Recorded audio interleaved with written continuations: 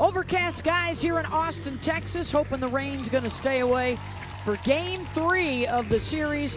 Number 2 Oklahoma, number 4 Texas here from McCombs Field. The Sooners have taken the first 2 games of the series.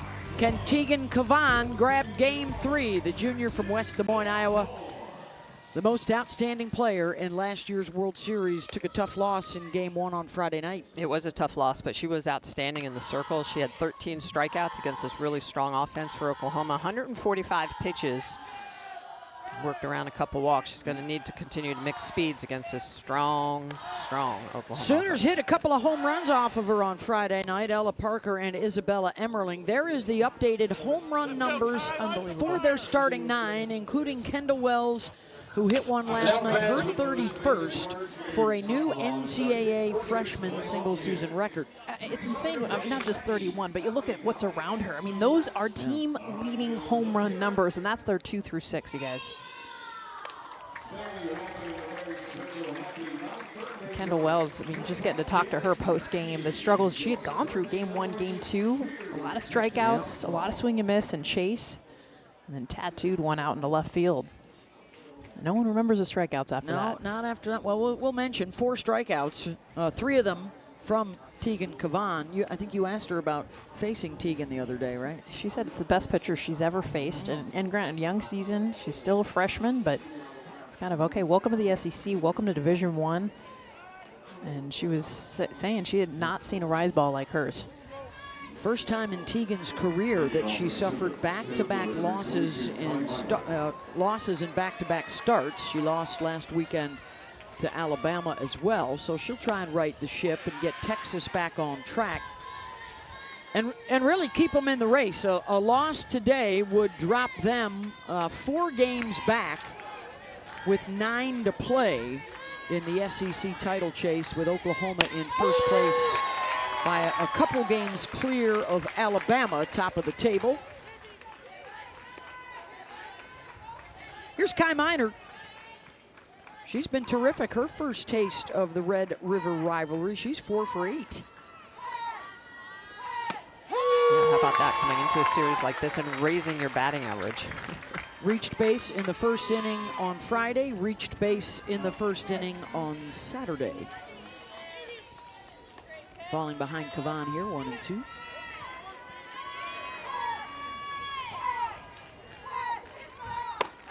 gets her to chase the rise. Strikeout number 1.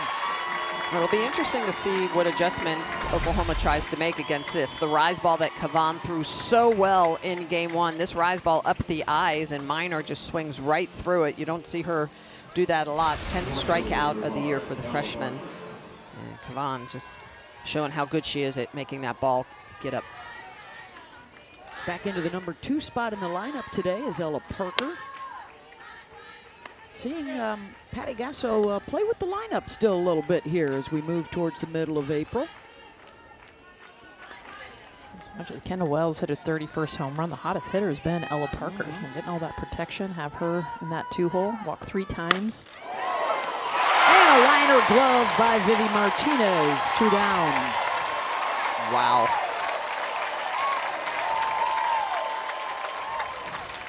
And this is all about positioning. Look at Vivi Martinez right here. She's going to be able to go get this hot shot right back up the middle. It just clears Cavan and snags that exit velocity on that. Perfect positioning. Wow. I mean, just great read. That thing was smoked. Now that's the challenge for pitchers like Tegan Cavan, because a major storyline around college softball this season, all the home runs, exit velos are up. Last one, 75 miles an hour. Good exit velos, 65 to 70. Slugging percentages are up, and there's a well-struck ball out to left and a 2-out base hit for Kendall Wells. First time we've seen Kendall Wells on the base paths. Not with a walk. Gets the off-speed pitch. Perfect job just staying in her legs. Coming around. Another hard hit in the 70s mile per hour.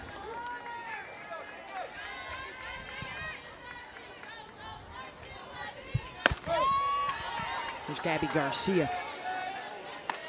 one of the 4 different Sooners to hit a home run in the series. Had a solo shot in the 2nd inning yesterday. So Patty Gasso has moved her up in the order. Now batting 4th today. Cassidy Pickering slides down a spot into the 5 hole.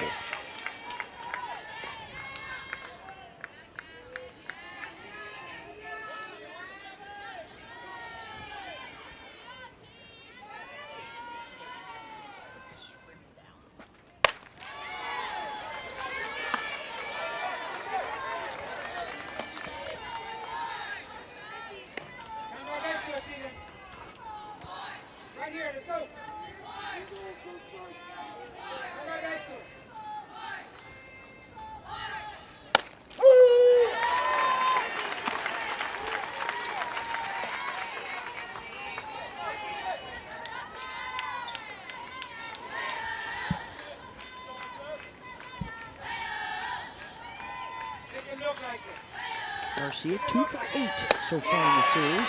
Checks her swing, does she? They'll check, yes she does. So a base hit and now a walk. 2 aboard for Pickering. It's a big difference. Gabby Garcia chased that rise ball Friday night. Had a few strikeouts and swing and misses on that pitch. A great take there for ball 4.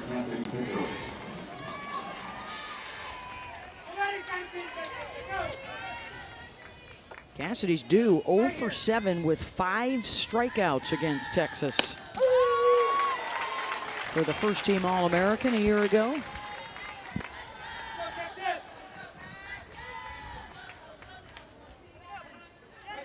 .426 on the season.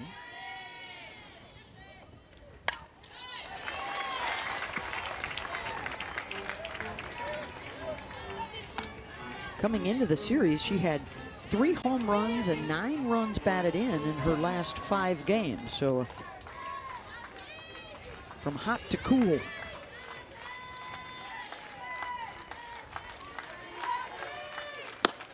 and a miss.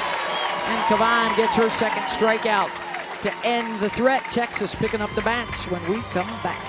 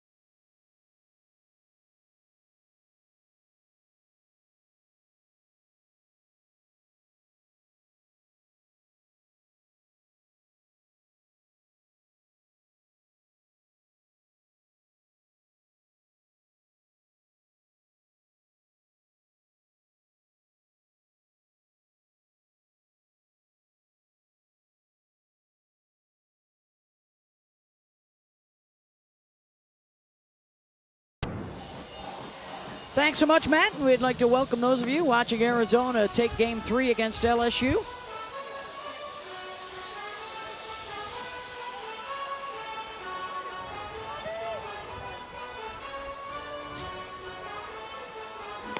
And we'd like to welcome those of you watching Arizona beat LSU to our showdown here, the Red River rivalry in Austin with Oklahoma and Texas. Sooners retired in the top half of the inning by Tegan Cavan, so Texas picking up the bats for the first time. Oklahoma looking for the series sweep after winning on Friday and Saturday here in tight matchups. And Texas trying to avoid a 5th straight loss.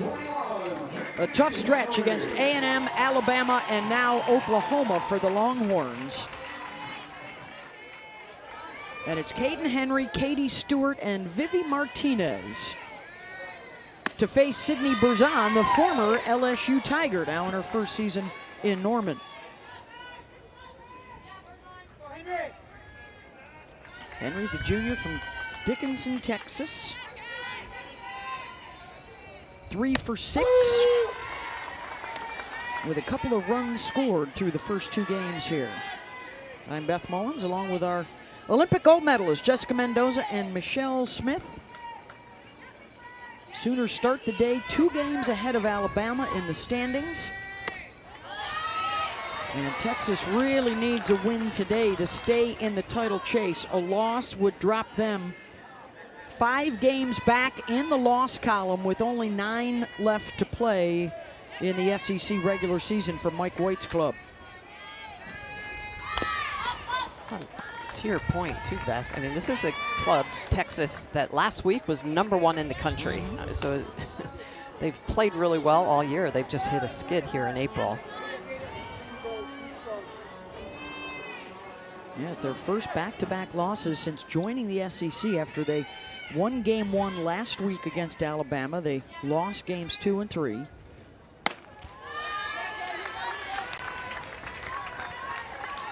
And it's a full count to Caden Henry.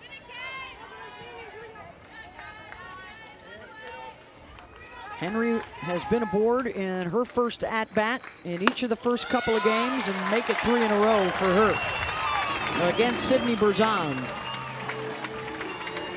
Sydney Berzon has a lot of experience in the circle. One of the keys for her is going to be limiting those base-on balls. Leads off the game to Caden Henry, but she's got a great mix of velocity from 55 all the way up to 66 miles an hour. Really good drop and rise ball, but it's going to be that changeup that she needs to use effectively. Katie Stewart, first pitch swinging right back up the middle. And a couple aboard here for Texas. This is the part of the lineup we talked about it all weekend long. Katie Stewart moved up to this 2-hole, was in the 5 spot because they wanted to get their best hitter a chance to swing the bat, be protected with the hitters behind her. Does a beautiful job. Pitch middle in. We saw her do this last night as well. Now it's going to be about the production that is behind her, and Vivi Martinez and Reese Atwood. Mike White playing with his lineup a little bit here, with Martinez into the 3-hole and Atwood batting 4th today. There you see Atwood and Stewart, 95 runs batted in. Do not have one yet in this series.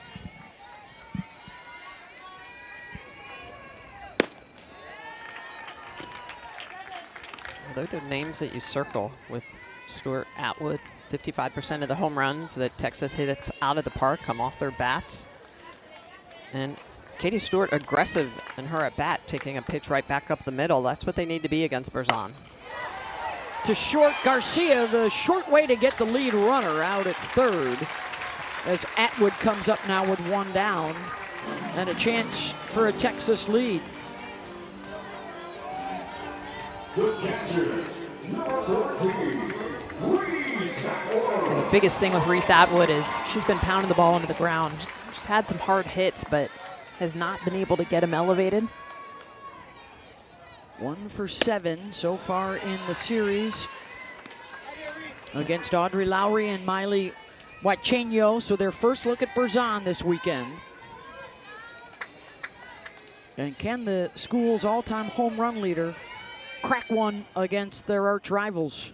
On that note that we just saw, home run leader Texas softball history in her career.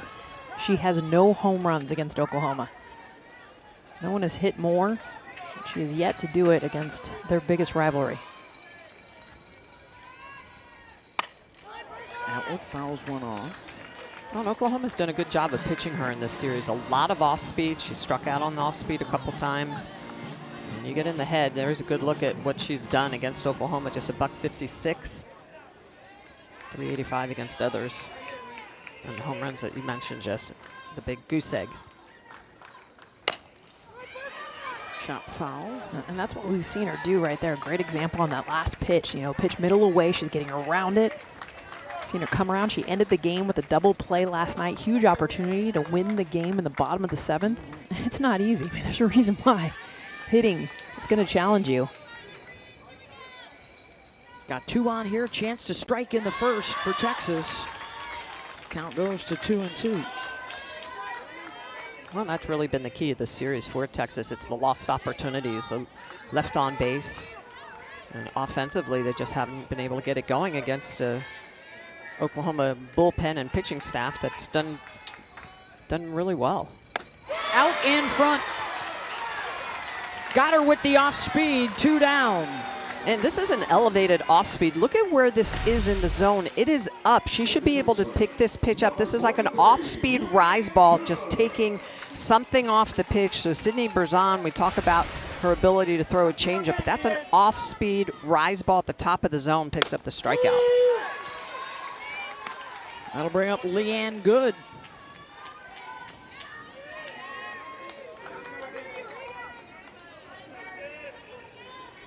This has been one of the reasons they've lost 5 of their last 6. The RISP numbers have declined considerably. And right out of the gate here, a chance for the heart of the order to do something about that.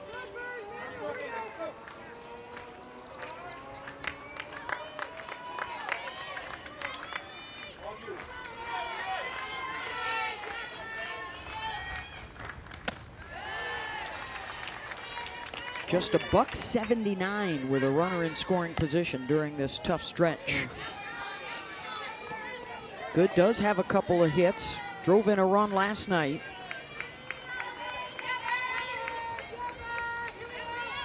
One, 2 from Berzon. Ooh, nutmegged her coach. He jumped. Betwixt the wickets. Yep. Still got it. He still got some game. Former outstanding pitcher for Team USA. Still throws a lot of batting practice to his team. Now in his 8th season, of course, the culmination of that, the national championship a year ago. They beat Texas Tech in the championship series. I thought it was fitting that both of those teams had to beat Oklahoma on the way to the title after the Sooners had won 4 national championships in a row.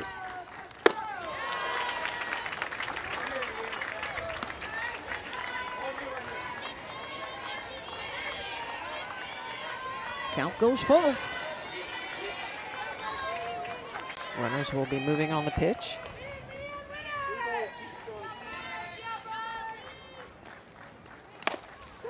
Oh, see, and that's the difference I'm noticing. Both with Good right now and Atwood. Both the pitches that they're fouling off over to Mike White, soft, are hittable cookies. I mean, those are middle. She's getting it off the end of the bat, flying that front side. Leanne Good is doing well. You see her all the way in the back of the box is when she lets that ball travel, and she's hitting more middle of the field. Watches ball 4, and the bases are loaded for Ashton Maloney. Second walk from Berzon.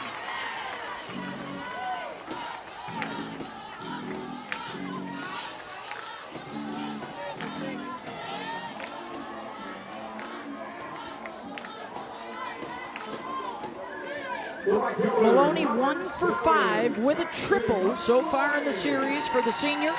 Now in her 5th year.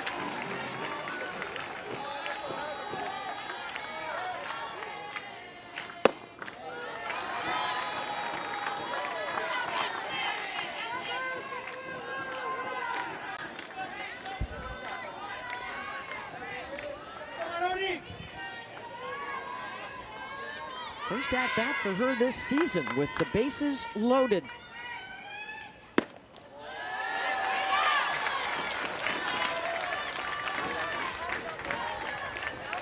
We do have 3 grand slams on the air, hitting 377 with 3 on, and pitching coach Jen Rocha out to talk with Berzon.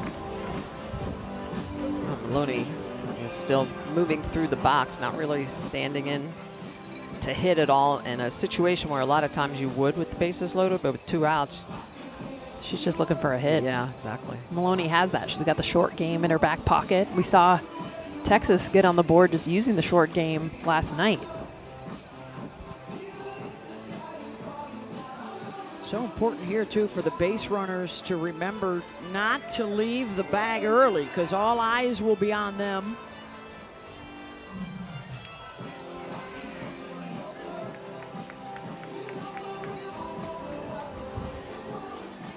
So after the chat, 2-0 the count to Maloney.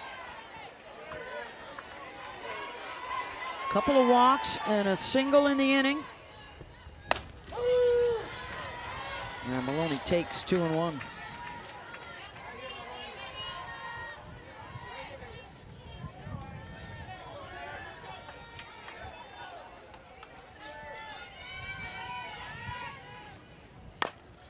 Slow roller back to Berzon, flips to home, and Wells is there to make the play. And Texas leaves them loaded in the opening frame.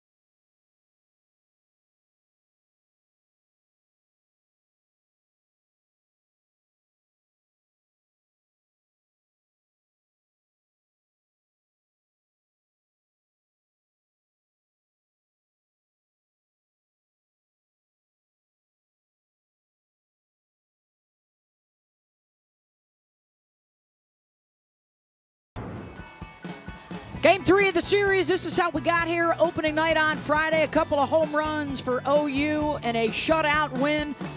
And a similar story last night, a couple more home runs. All 7 scored have been via the long ball as Oklahoma takes the series today. They go for the sweep. Beth Mowins, Jessica Mendoza, and Michelle Smith. Texas got to get some work done today. Yeah, this is one of the best offenses in the country. We talk a lot about Oklahoma, but Texas can swing it too. But they have failed under pressure, especially getting opportunities, runners in scoring position. They want to win a game. They got to get it done. Yeah, and we know this Oklahoma team can hit, but they have pitched really, really well on this series, and their defense, Jess and Beth, has been off the charts. They have had 2 double plays in each game, really shutting down Texas when it looked like they made a threat. Yeah, not allowing the crowd to really get into it. So Yeah. you're right. Every time they get opportunities, it's been the defense.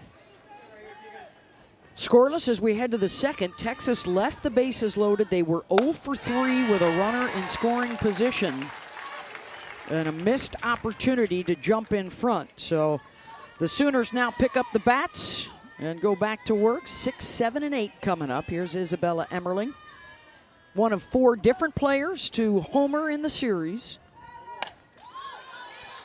Infield pop-up to Martinez. 1 down. They're facing Tegan Cavan.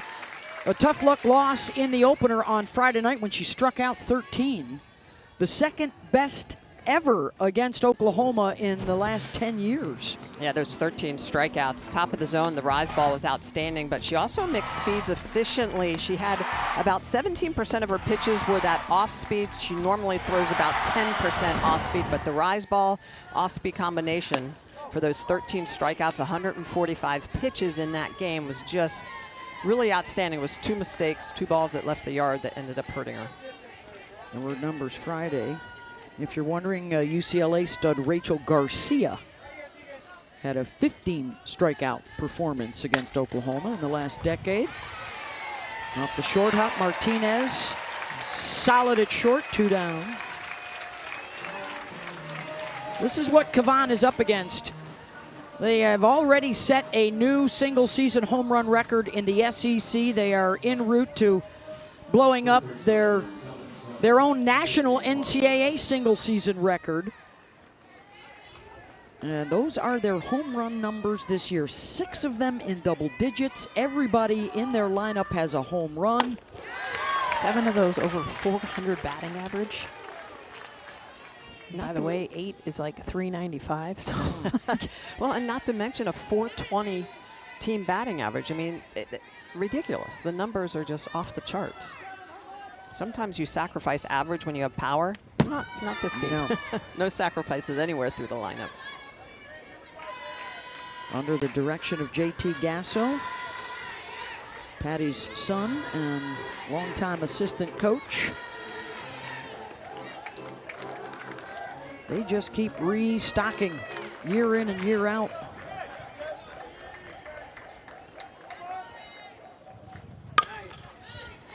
Parker pulls one foul. Oh, the Bulls are back. Oh, and the Dogs are back too. Nice chaps. just going on a stroll out in left field. You gotta be careful. You get the right hitter up. Put one out. Hope they brought a glove. Kavan looking for a 1-2-3 inning. Got it. Her third strikeout. Tegan Kavan showing why she's an elite pitcher. That rise at the top of the zone, it'll get in your eyes. It's almost impossible to lay off a third strikeout of the game for Tegan Kavan.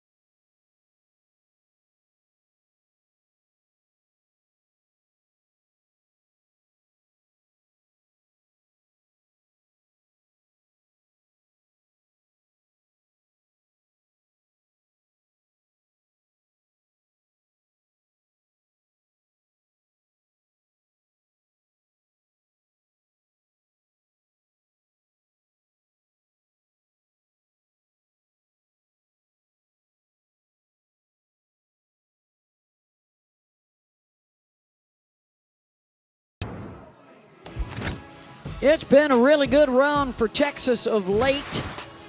Starting with a runner-up finish in 2022. They've been in the finals 3 of the last 4 years, and then on their 8th trip to the World Series, the breakthrough last year, hoisting that championship trophy and lighting up the tower for the first time. And will April showers once again bring May flowers when the mayhem hits, guys? They have started out this April similar to last year and were able to rally and did not derail their title hopes. So can they do it again? As Barker is able to retire Alyssa Sneed, 1 down.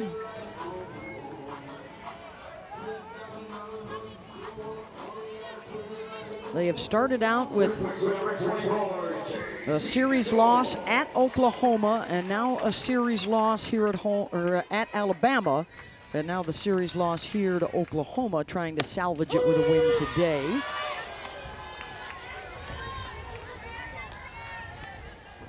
These two have had tough SEC schedules that will continue.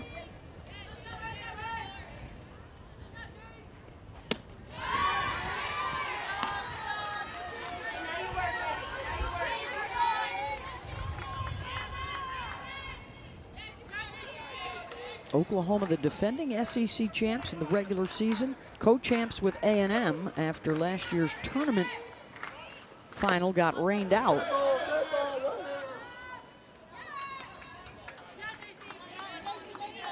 Which allows us to talk about the crazy stat that we've had 6 different SEC tournament champs in the last 5 years. That's a free-for-all. Yeah.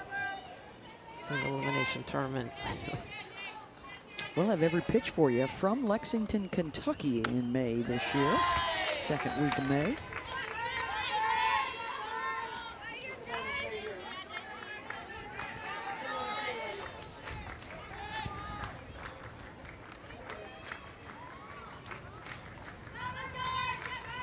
One-two to Nichols, the freshman third baseman. They have 6 position players back from last year's championship team. Of course, the most noticeable difference, All-American Mia Scott leaving for the pros from third base, so Nichols able to step right in her rookie year.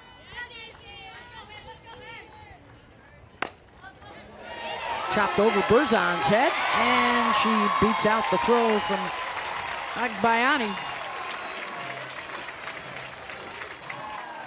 One out base runner with the infield hit. Second of the day for Texas. There is what they returned, led of course by Reese Atwood and Katie Stewart. They were the preseason favorites to win the SEC, and preseason favorites along with Texas Tech nationally in the polls. They also graduated out Mac Morgan, who really gave them a lot of really good Game 2 starts behind Tegan Cavan. Trusted starts. It was an Yeah, arm yes. that they knew was going to be consistent. You knew what you were going to get. Jolie Mitchell, another big bat for them in the lineup. Well, and sometimes it's that leadership too, when you go through these little bit of droughts as they are here in April, to help pull yourself out, build that confidence up, get yourself in a position to right the ship. 0-2 to Katie Bennett. Berzon missed that one away. They do get Viviana Martinez back, who's been a big piece. Yes. She was out last year. Knee injury. Shortstop. Batting third for them. Back up the middle and through. So for the second inning to start out the day, Texas with a couple of base runners, and they'll pass the bat to the top of the lineup. He's just using the ground. We see it 2 times in a row. J.C. Nichols with a classic slap, and Katie Bennett just had a few hits over the weekend and just ground ball up the middle. Well, and Jess, both those hits on 1-2 counts, a little bit too close to the zone. I think Berzon needs to do something a little bit different, especially with that speed. Bottom of the order's been getting on Yeah. base this series. Henry, straight away center. Back it goes to the wall and gone. Kaden Henry, her 6th home run of the season, is a 3-run shot.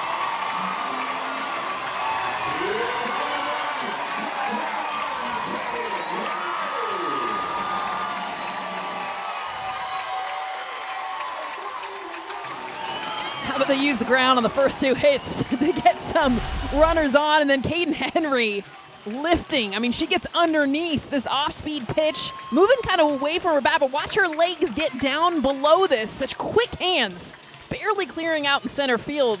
Known for her speed, short game, base hits, but here, her 6th home run in the season. It's a big one.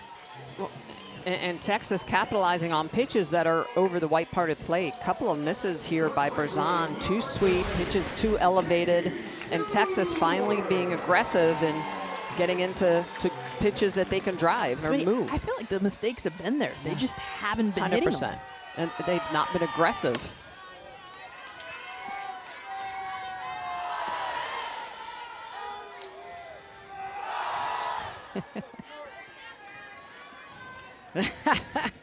Enjoy the fruits of your labor. Oh no, little Dorito dynamite there. There's Katie Stewart. 20 home runs on the season for Katie. She is on pace to set single season Texas records for batting average, home runs, slug.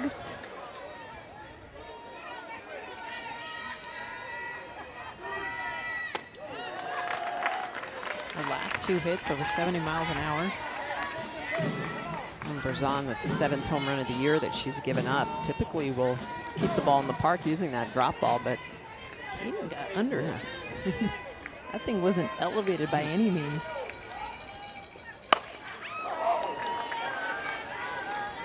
Texas, they hit a lot of ground balls. That's the thing. They'll get a lot of their hits based on hard hits, but their line drives ground balls. And against Berzon, you gotta think more middle to underneath the ball to lift it out of here. and on time. It's been interesting to see Texas so around the ball, so a lot of pulled foul balls by the righties and not letting the ball travel. You guys have talked about that a lot. Like, what are you reading defensively? What are you Correct. sensing from the pitcher at bat after at bat that you should be adjusting to in the box? Well, for me, I'm always looking where the defense is at because then I have a good idea where they're going to be pitching me. They pull, they're out. Out in front of the off speed, and Stewart goes down swinging. And this is a better located pitch for Sydney Berzon. You can see where it's located on the inner half, and it continues to run inside. It doesn't stay back over the plate. A little bit low, but Stewart's going to chase that down. Second strikeout for Sydney, and here's Vivi Martinez in the 3 spot in the lineup.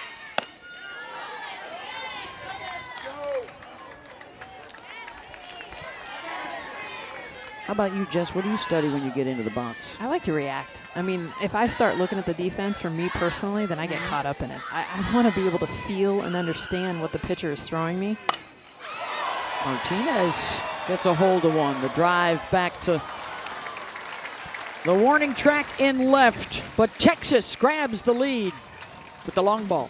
And leave it up to your outfielders. The center fielder, Caden Henry, get underneath this one. Back knee down, driving it out. 6th home run of the season, puts Texas up 3-0.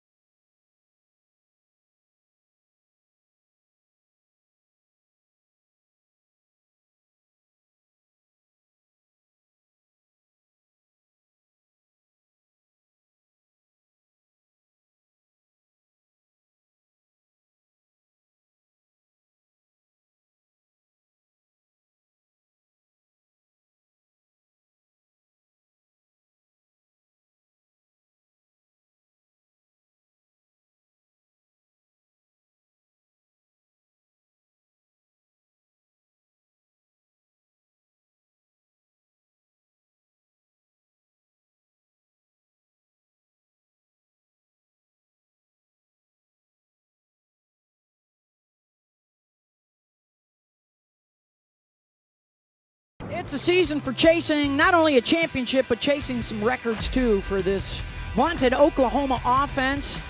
Looking to score more runs than anybody in history. They're averaging 11 per game.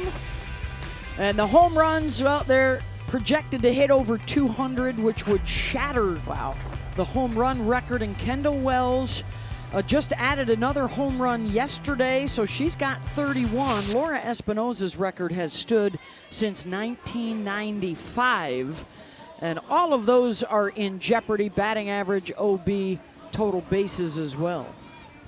It's unbelievable, especially the batting average with the slug. I mean, those two combined, they're going to absolutely shatter the home run record that they set themselves 5 years ago. But it's the batting average for me that holds tight. They're getting their hits, great at bats. The difference, though, against Cavan, you guys, has been the chase. Yep. That's something JT Gasso was just getting into it with them before they got in the dugout.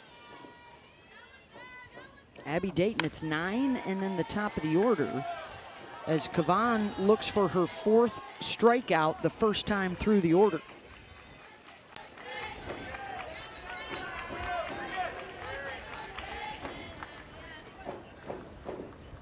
Dayton in her 2nd year at OU after a couple of good seasons at Utah where she won a Pac-12 batting championship and was a 3rd-team All-American.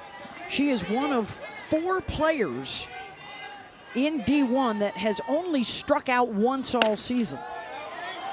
I mean, she is a prototypical leadoff hitter hitting in the 9-hole for Oklahoma. So when she gets on base, which she does a lot, she helps turn the lineup over.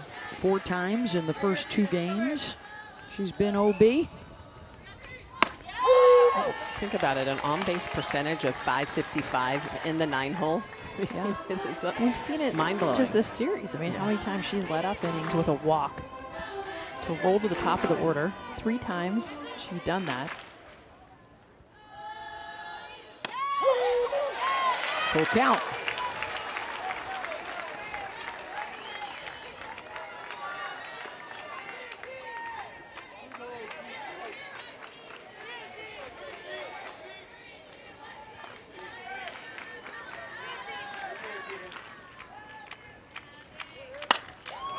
Dayton drills one. Back it goes, and Abby Dayton in the 9 spot in the lineup with the solo shot on a 3-2 pitch. And the Sooners strike right back.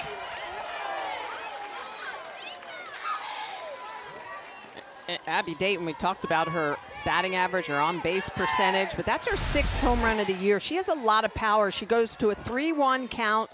Pitch on the outer half, then gets another rise ball, 3-2. This is elevated. This is not a bad pitch, but she's just able to get under it. She elevates it out of the park. She's got a flat swing, and when you're trying to meet a pitch up and in like that, I mean, it's a beautiful job. You could tell Cavan did not want to walk her. It was something she could hit. That's now 10 different Sooners with at least 6 home runs. Heck of a grab, by the way, that guy out in the bleachers. 149 homers now. The record of 161.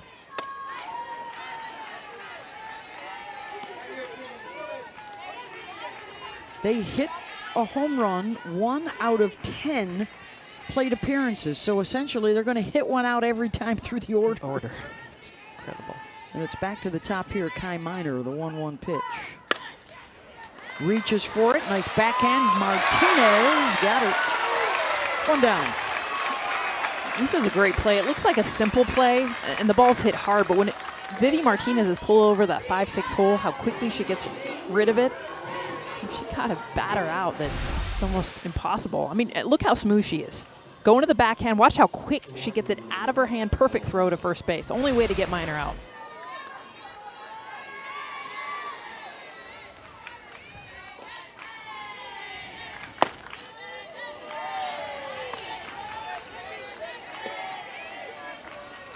Rosella Parker. Martinez made a nice play on her, right back up the middle, well positioned to grab the liner.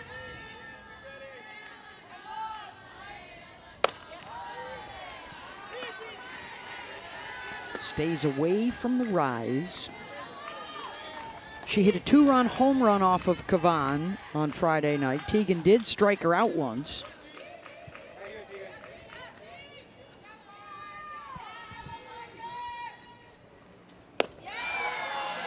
Well, here's the key. You can see the way that they're playing her. They got Vivi Martinez, who's going to be way up the middle, but look at how far off J.C. Nichols, the 3rd baseman, is. I mean, and if I'm Parker, realizing that there's opportunity if she does take this ball the opposite way. But again, knowing that they're going to be more than likely throwing her exactly inside, and so good at taking her walks. Second walk of the game for the Sooners, and that will bring the tying run to the plate. It's the 4th walk and 5 at-bats to Ella Parker. They want no part of her. But then you get up Kendall Wells. See there, just broke Division I freshman record with a 31st home run. Base hit her last time out. Doesn't get any easier, but Parker is the one that they've definitely circled to say, don't let her beat you. So the freshman from Bogart, Georgia comes up. She's on pace to hit over 40 home runs this year. She's already set the SEC single season mark and the school record for freshmen. She's 3 away from catching Jocelyn Allo for the overall school record in a single season.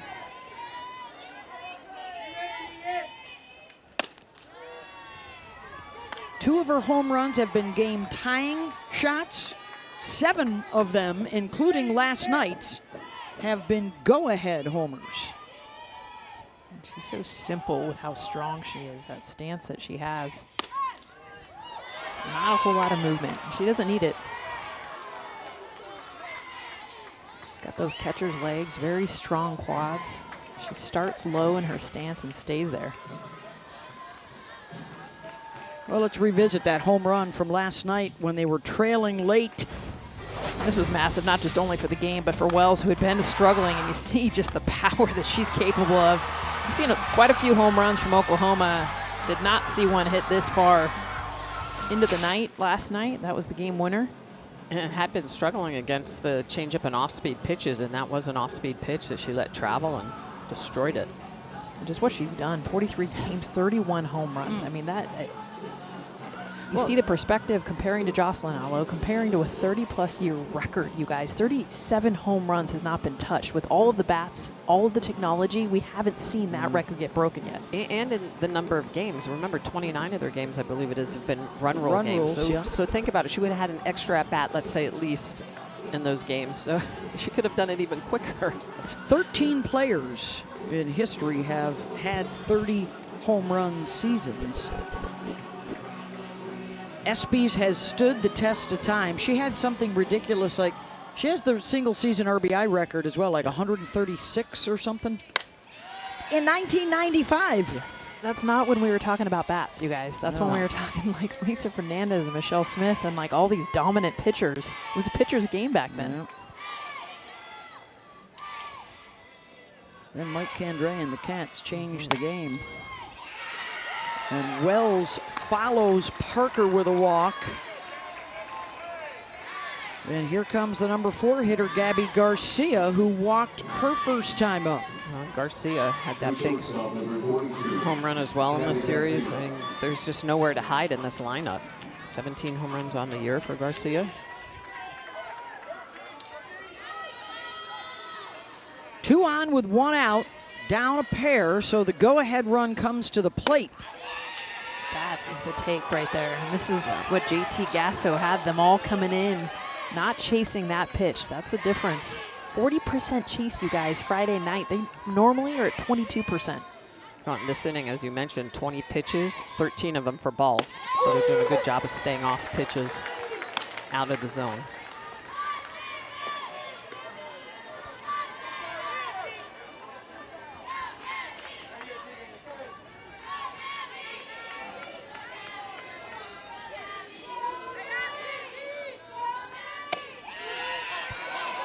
Seeing it. Doesn't go after that one either. Seeing it. She's not even triggering on it.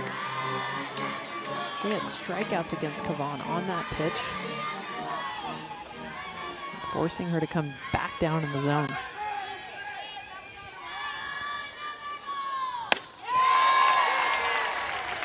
Two and two. Or maybe just bring it a little bit lower. Yeah. Get her to swing at it. Well, Kavan has the movement. She has to trust that, though, and she almost has to put the ball a little more on the white to induce the swing. She's not getting the corner.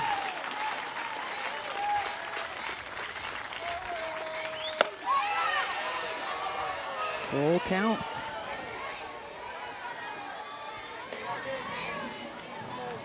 Oklahoma much more disciplined here in the top of the third.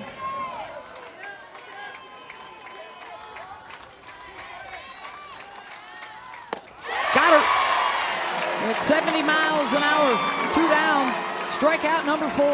Well, this is just a really well-located pitch on the arm side. So Kavan, look at the way she's going to paint this corner. This is a little screwball, which she has not used a lot. I think she needs to use that pitch more to a left-handed heavy lineup like Oklahoma, where she's going to work more east to west, get that ball running away from the barrel instead of running into the barrel in the upper part of the zone.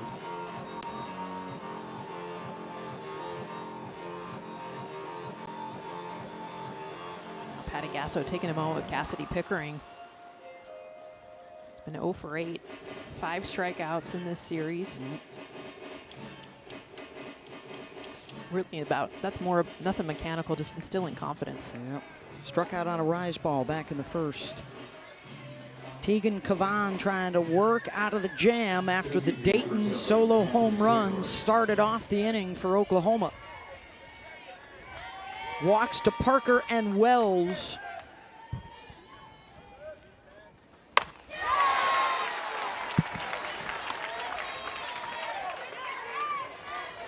Pickering chases 0-1.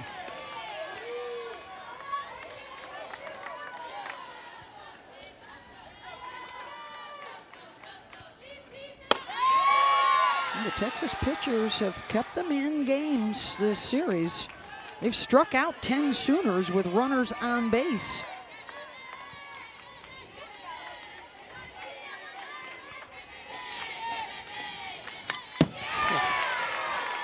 Just missed that. Now 1 and 2. And that's where Kavan, she's riding that line. You see pitch 1 way out of the zone, gets chased, tries to go back there, it's taken, so she comes right back again. Well, I'm wondering if that screwball comes in, anything down in the zone. Pickering lofts that one out towards Henry in center, and she's got it. But a run up for OU. It's been unexpected. First Caden Henry for Texas, now Abby Dayton in the 9-hole, getting OU on the board. Another home run for the Sooners.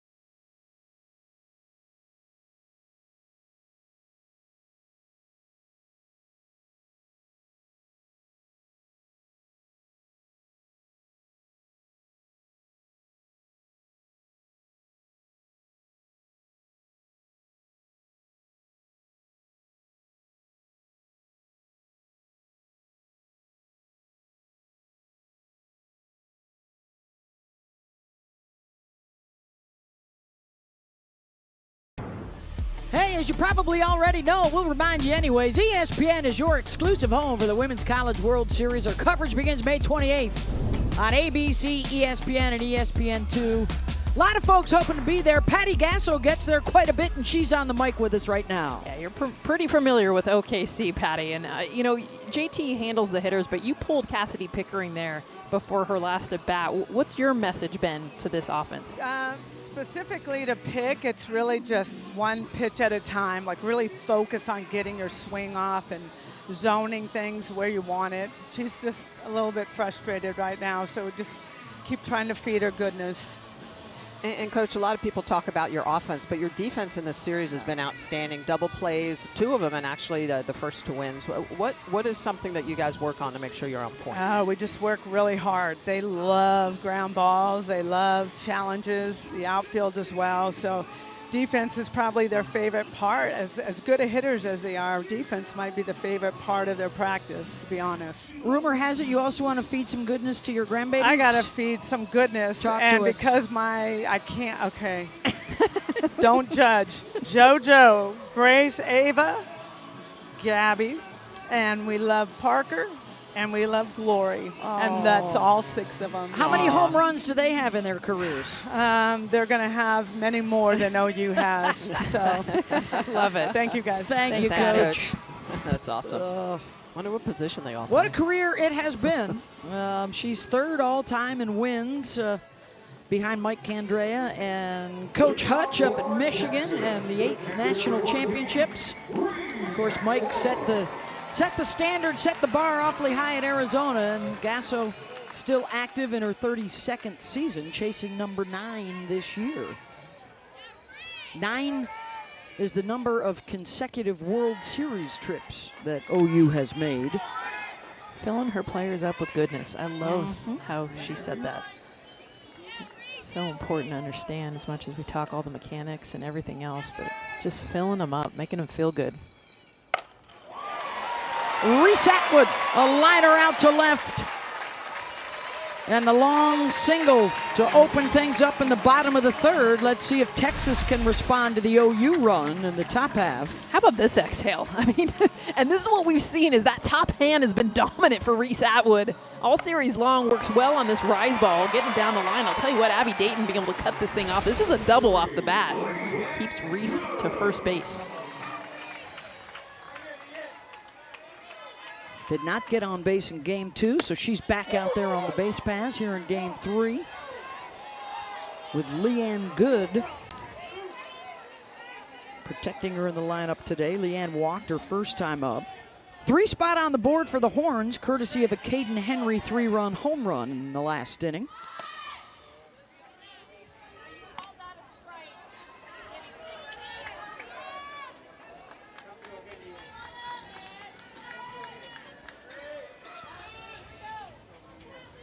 Leanne enjoying a career year for the senior from San Antonio. Has a couple of hits in the series. Got a golden ticket to play in the pros this summer. And that was somewhat of a surprise for a lot of people because you expected Reese Atwood for sure. Was early part of the golden tickets getting handed out. Leanne Good, her general just joy, reaction, getting her ticket to the Pro League. She's earned it. Golden tickets means you're going to get drafted into the AUSL. We've got the championships. Got a good schedule all summer long, and then the championship series on ABC this summer. First time professional softball on ABC. Big deal. Called strike 3 there. Number 3 for Berzon. Berzon going inside. This pitch, it's a drop ball, and it stays elevated. I think Good was looking outside. Berzon picks up her 3rd strikeout.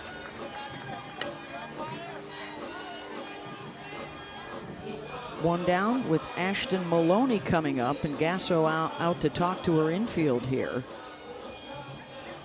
That'll give us a second to remind you that the WNBA draft is coming up tomorrow night on ESPN and your ESPN app. Number 1 pick will go to Dallas, followed by the Lynx, the Storm, the Mystics, and the Sky. Our coverage begins with WNBA Countdown at 6:30 Eastern, 3:30 Pacific, as we welcome Portland back to the W and welcome Toronto into the league this summer. Looks like Gasso is not just talking to the infield, but she's got a pitching change to take care of. Kirsten Deal, the senior, set to take over when we come back.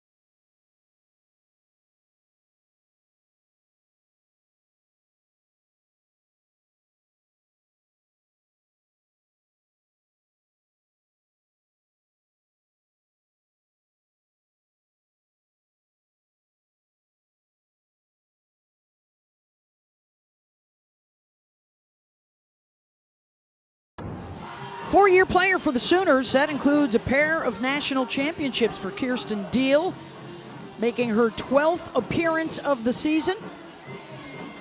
Here's her scouting report. She's got that good lefty spin. She varies her velocity between 55 and 64 miles an hour with that good lefty spin. She's got the curve and rise combo going, but one of the things for Deal is that she must work from ahead. She's so much more efficient when she's hammering the zone and throwing her pitches. By the way, this is an understanding of Patty Gasso. They won the series. They're behind in this game, but she needs her staff. This is definitely a pitching staff that depends on each other. Kirsten Deal, who has struggled, giving her an opportunity here. May not be the first change of the day because their bullpen has been a lot better in March than it was in February. Well, I think she, as you mentioned, she wants all of her kids to throw in this environment. Lowry had a complete game in game one. Wachenio was excellent in game two, but then Lowry came in to finish it in the 7th inning. What'd she tell us this week, guys? We are excited for the challenge and the competition in this kind of environment. You need this to get ready for the tournament and to gain experience for everybody.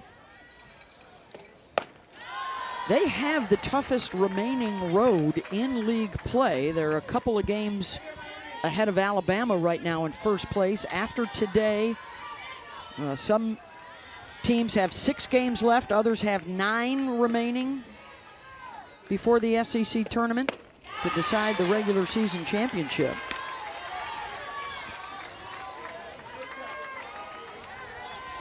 Ashton Maloney's also 0 for 4 in her career against Deal. Yeah, Deal is tough against lefties because she throws that curveball, runs away from the bat.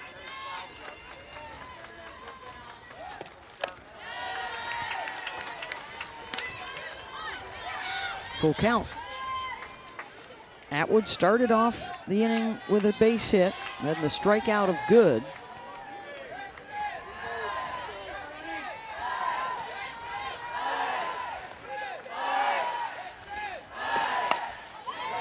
Slices that down the line and just foul.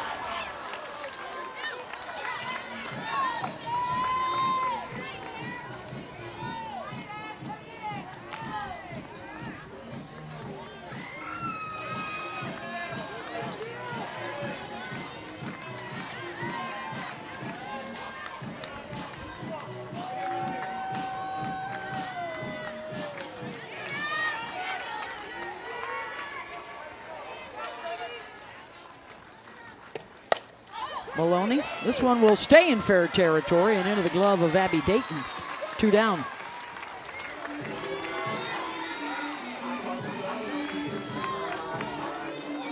That'll bring up Alyssa Sneed in the 7th spot in the order. Grounded out her first time up.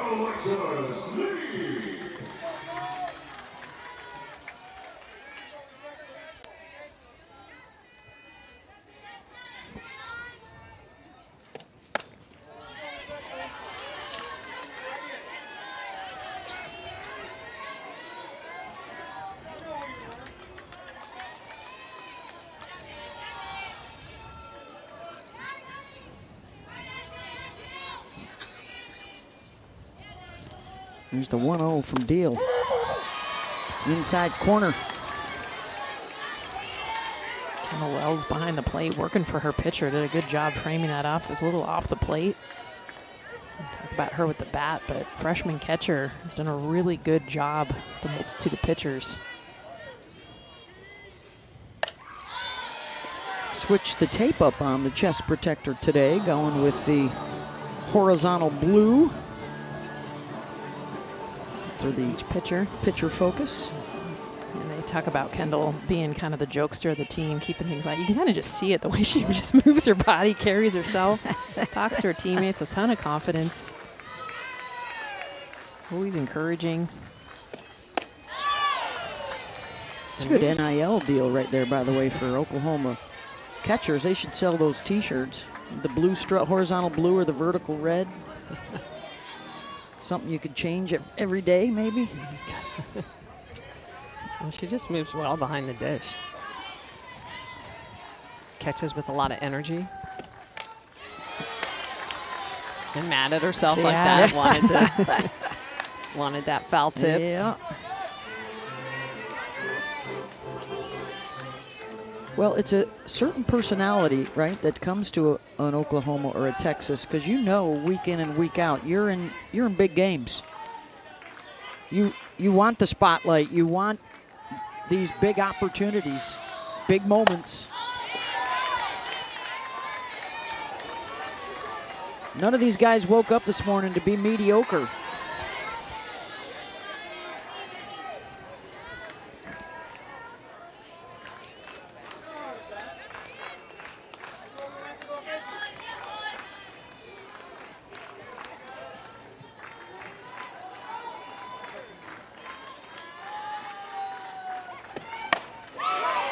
Out in front.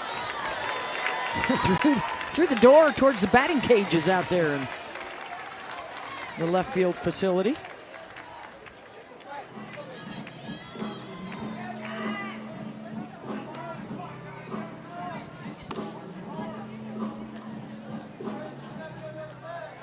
Heck of a battle right now from Alyssa Sneed. Here near the bottom of the order.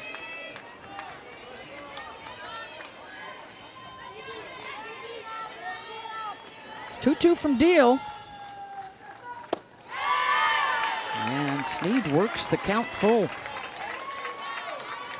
It's a good take on that off-speed pitch, not chasing it, identifying it.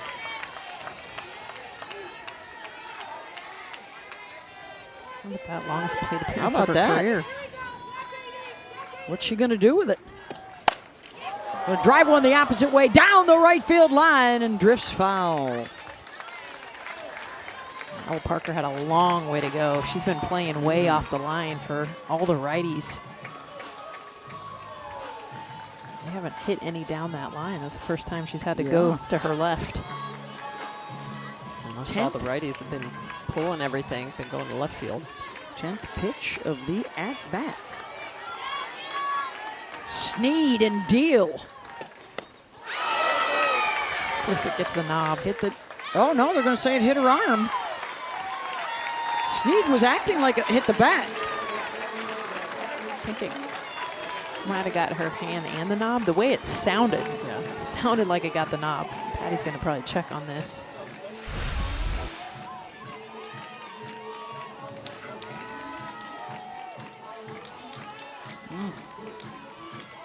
Looked like it got some flesh. Ouch. Yeah.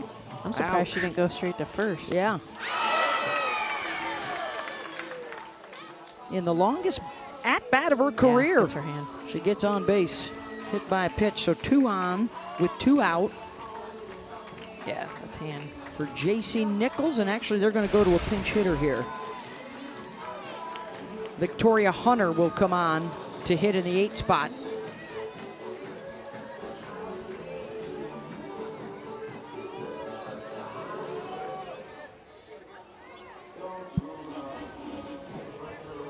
Junior out of Houston, Texas, 4 for 20 on the season with a home run and a couple of RBI. Well, I think this is more about getting a righty against the lefty. J.C. Nichols, you saw kind of what she did to Ashton Maloney. It's just a tough look left on left, especially because she's so curveball dominant. That's a tough pitch.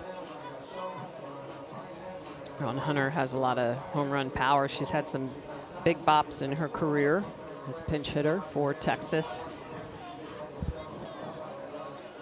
Opportunity to get that power up. Try to put another 3-run shot up on the board. 3-run home run from Caden Henry in the second for Texas. So the single from Atwood, then Sneed gets hit by a pitch.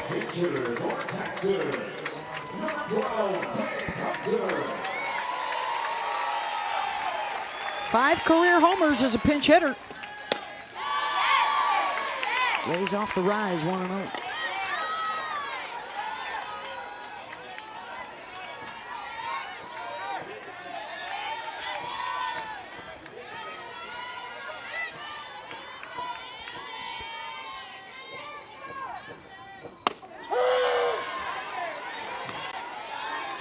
Nice pitch. Change up at 53 miles an hour, slowed that down even further.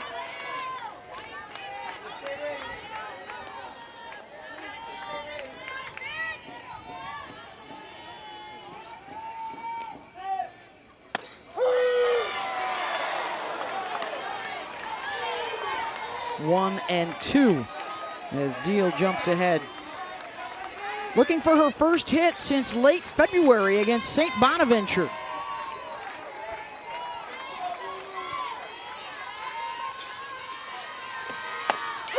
Called strike 3. Couple left on base for Texas as Deal works out of the jam. Kirsten Deal getting out of the jam. Nice pitch on the outer half after a couple of changeups. Big strikeout with runners in scoring position.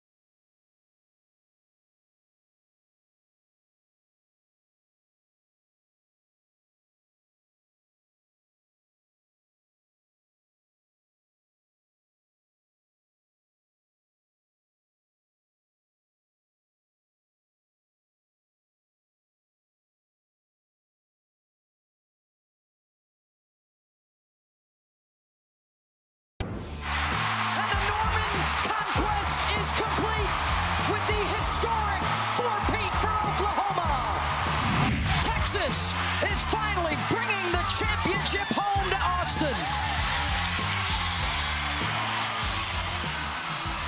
5 straight years of championships, 4 for Oklahoma, the last one for Texas. Here are their numbers this season. Both are top 8 RPI. The strength of schedule, Texas is high. Oklahoma's is going to go up with their remaining schedule, as tough as it is. The RPI coming into the weekend, guys, had 9 SEC teams in the top 16, which would potentially be hosts for the first weekend of the NCAA tournament.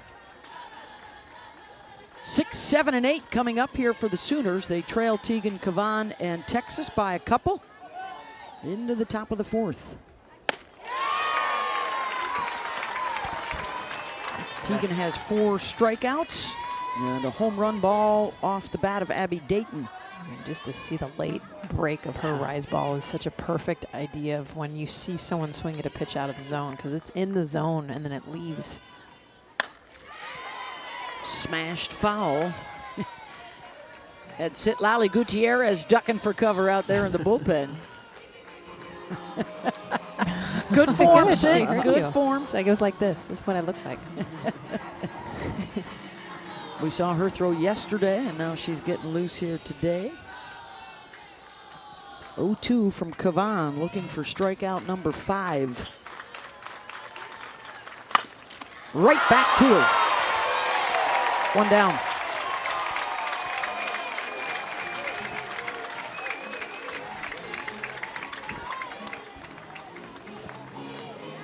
That was a good pitch by Cavan, because that was also the pitch, the off speed that Emerling hit out against Cavan in game 1. So good job to come back with that. Put that changeup low in the zone.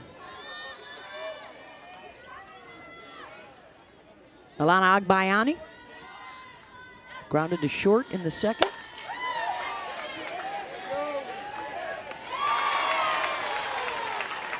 Going to that short game. You don't see a lot of that from Oklahoma.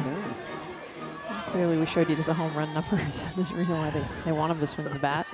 Kevin Condor said she went around 0-1, now 0-2. Terry Holt is behind the plate. Mike Burwell at first base today.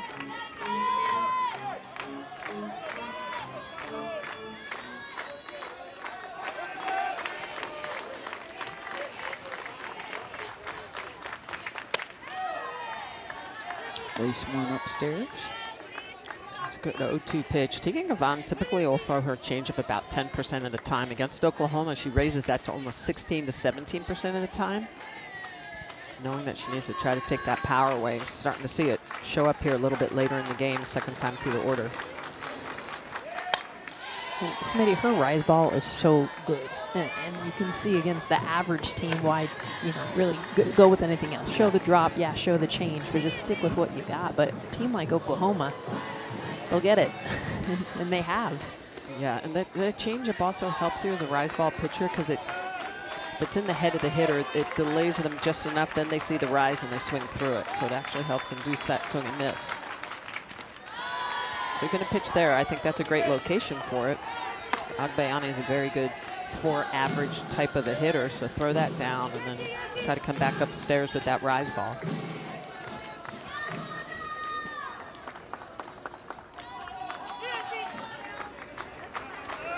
Two.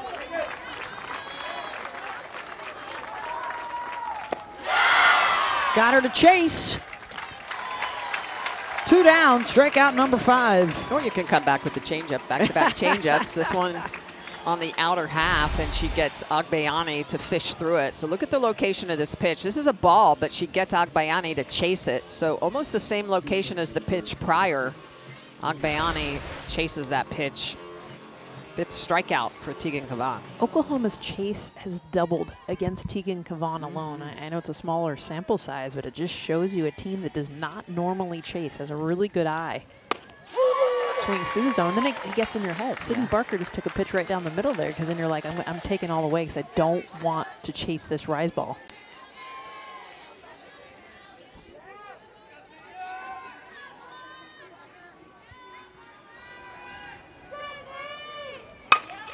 Barker drills that one out to center and hits the ground before Henry could get there, and a 2-out base hit. I mean, we have seen such great outfield, and I know she doesn't catch this ball, but watch her knock this thing down. So her trust in herself, as she's reading this, she's going to lay out to see if she has a chance, but when she realizes she doesn't, that's a hard hop, you guys, when you're horizontal. And as she's horizontal, she fields this. Otherwise, that's a double or triple. Henry keeps it a single, but then Barker will be able to take second base anyways. Runner in scoring position with the tying run at the plate for OU. And the home run hitter, Abby Dayton, is up.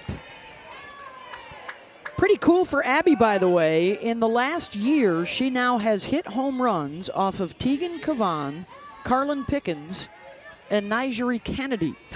Okay. Oh, knocked down by Cavan. And Dayton's going to be safe at first.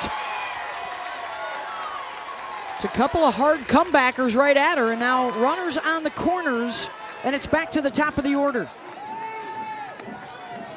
Now, this is so difficult to protect yourself as a pitcher, but Tegan Cavan ends well with that glove. You can see that glove is right in front of her body, and that's why she's able to knock it down. Some pitchers who land with that glove down by their leg, they're exposed, they get hit. And Cavan doing a good job of trying to find that ball. Close play at first, but doesn't get the speedy Abby Dayton. Remember Friday night, too, she took one directly off of her calf and her shin area on a comebacker. You know, initially I thought it hit her glove, but it might have gotten her arm too, which I know that's not her throwing arm, but that thing was hit hard. I think that's part of their kind of almost pretend talking scouting report right here. We're just allowing her to take a breath. It'll be 3rd time through the top of the order now for Kai Miner.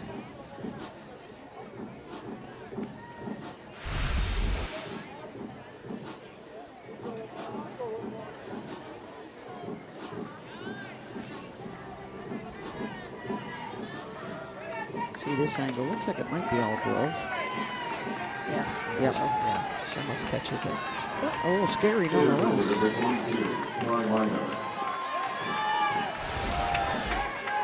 So a chance here for Oklahoma in the top of the 4th. Down a pair. Miner aggressive with the first hack. She does have 6 home runs, 30 RBI on the year. Doesn't walk much for a leadoff hitter, so she's up there to swing. But now 0-2. Doesn't strike out much either. She had only her 10th strikeout of the season. And I like the fact that Kavan is starting to use that screwball a little bit more to lefties. In fact, I think that's probably the pitch she should have thrown to Dayton. I mean, she's exposing Minor with it. She needs to continue to move that off the plate to her arm side. 0-2 pitch. Reaches for it. Foul down the left field line. Kai is over 500 this year with 2 outs. I mean, she's over 500 pretty much on every day, which is what, like 498? Yeah. 496. 22 multi-hit games, leads all D1 freshmen. Impressive. It's freshman class for Oklahoma. It's stout. Another 0-2 pitch. In play, under the glove of Nichols, and a run scores.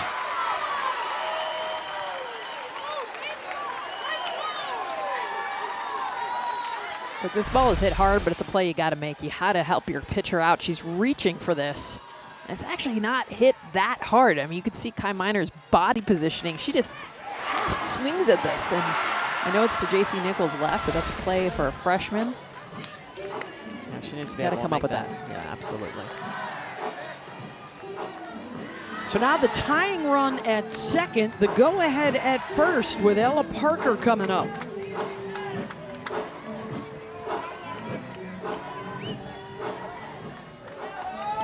Waiting to see if that is ruled a hit or an error.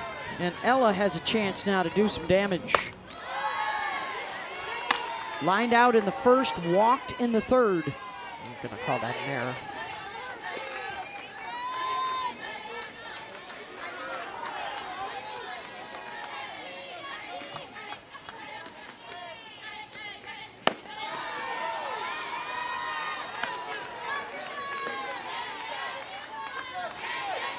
I have to state, too, that wild pitch in the inning also allowed Barker to be able to score, put her over at third. And Oklahoma capitalize on the miscues even more here. This is the part of the lineup you do not want to face any runners on. Not just Ella Parker right now. Most likely is going to get walked, but Kendall Wells looming in the on-deck circle.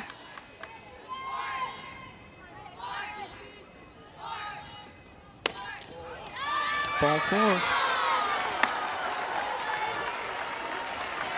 And here comes Wells with the bases loaded for Oklahoma, the national home run leader. They wanted Wells. I mean, this is, I mean, I get it's pick your poison, but she wanted no part of Ella Parker. Yeah. She's going to come after Kendall Wells. The 63% of her hits are home runs. Smashed the record for freshman SEC home run record. She's Guess what the only thing she's missing on her home run resume? Grand Slam. Salami. Chance here.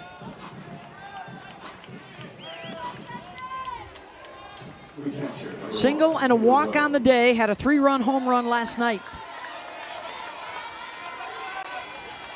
2 outs. Force at any bag. First pitch swinging, pops it up. Good strategy from Texas. Kavan taking care of business. It's a 1-run Longhorn lead.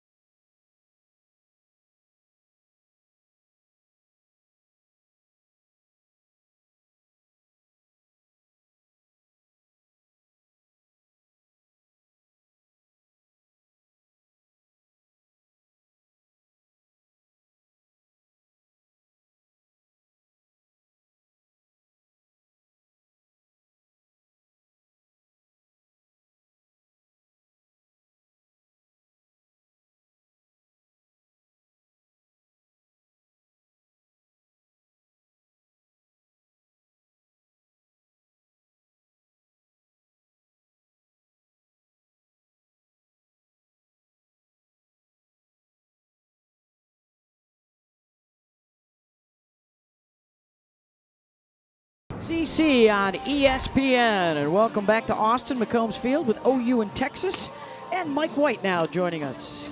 Well, Mike, your pitchers have done a great job of limiting one of the best offenses in the country, but in particular, Ella Parker and Kendall Wells, we just saw that. What has been the approach for those two particular hitters?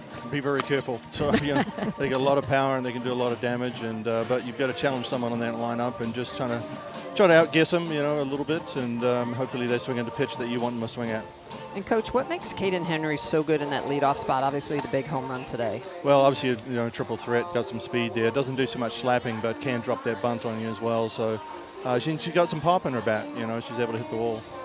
Thank you very much, Mike. Thank you, Coach. Hey, thank you. Hook 'em. 1-run Texas lead, and it's Henry's 3-run shot in the second that's the difference. And I love what he talked about, too, just her ability to do so much. And that pop coming in a very important time, the difference in this game right now. And we've seen both home runs at both sides coming from kind of the uncommon home run hitter. Texas offense first 2 games, not a lot of production, even though there are a lot of hits. They suffered their first shutout loss on Friday. Yesterday, their first game this year without an extra base hit. And now today, jumping out to the 3-0 lead, Oklahoma has gotten 2 back, but the Sooners just left the bases loaded. And so it's Texas back to work with Henry on deck behind Katie Bennett. The top of the order swinging back around.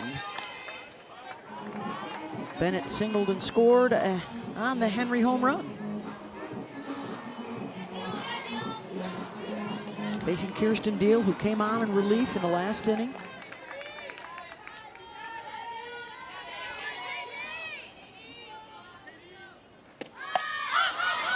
Bunt is popped up foul.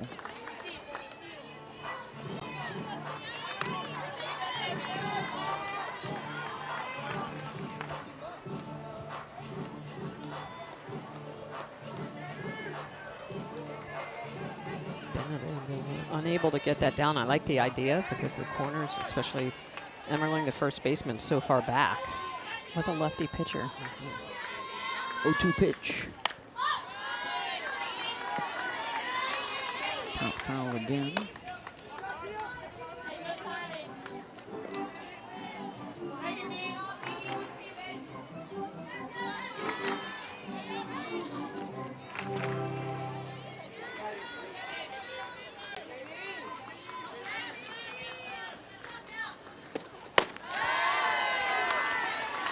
Tried to get her to chase there, 1-2.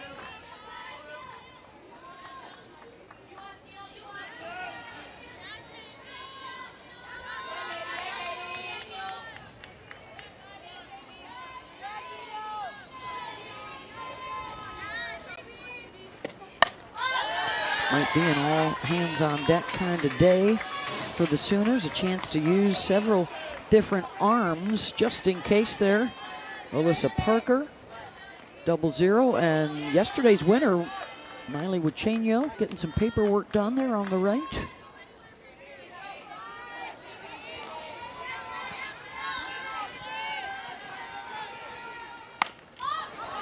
Smack to short, Garcia is there, 1 down. So here comes Henry.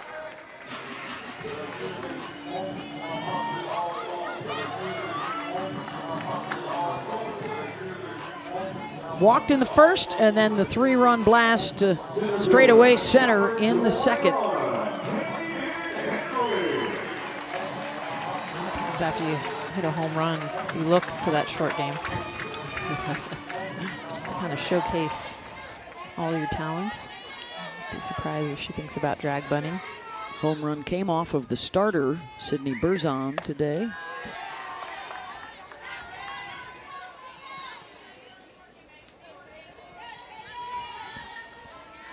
She does have 7 bunt hits on the year, if she chooses to go that route. Oh, she's just so fast, 21 of 22 in stolen bases. And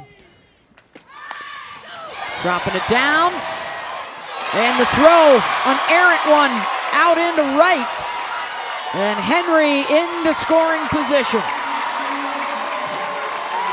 And this is the aggressiveness that I think that Texas is needed to do, especially with the way the Oklahoma defense on the right side has been playing with Emmerling back, Abayani Moore up the middle. So this has got to be fielded by either Wells or Deal. Deal with the lefty. It's going to be difficult for her to make the play. The throw is offline. There's no opportunity for Emmerling even to cut this down because Wells throws off balance, and that's going to put Henry in scoring position. That creates that error. Yeah. I mean, Wells had to rush that, and normally she would have taken an extra step to make sure she had a good throw.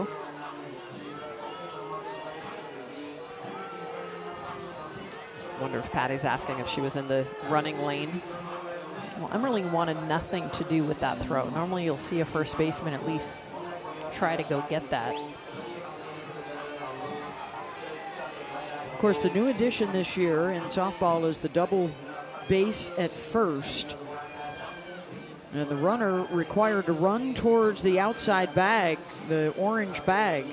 And the first baseman has rights on the white bag on a throw like that. It definitely looked like she hit the The orange ruling on the bag. field is that the runner is safe at second base. Oklahoma wants to challenge that the runner interfered at first base. That play will be under review. The biggest thing is the question is when you're running through the batter's box on a bunt, you end up out of the running lane. Does she get back to it? So look at where she starts. She's out of the running lane, but does she get back over to the right? Oh, boy. Well, the throw crosses over. She hits the orange bag. That last step is inside the line. This goes back to Central Review in Birmingham to take a look. So she's supposed to get into that lane you see to the right, which she does when she hits the bag.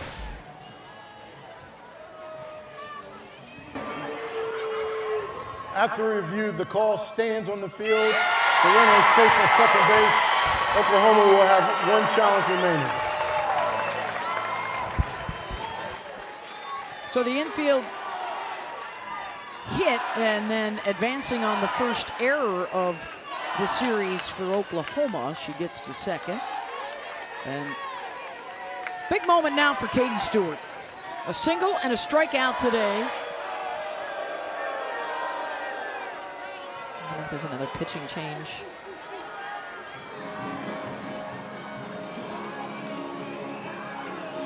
Stewart a chance at her first RBI of the series coming up.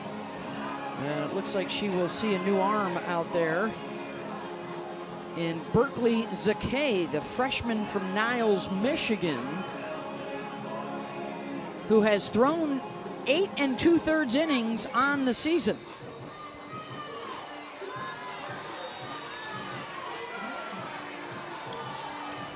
Just a sophomore, very little experience. Very clear that Patty Gasso, freshman, wants to be able to get these young pitchers in to this game, this atmosphere, these moments. Look at the numbers, Smitty. I mean, 8 2/3 innings. Beth just mentioned it. I mean, not a lot of experience, and she's throwing her in big time right now. Which, if there's not a lot of experience, that means there's not a lot of tape on her. She's got those 5 walks. That's going to be the big key in those 8+ innings of work. And the challenge of stepping right in against Katie Stewart, one of the best sluggers in the country.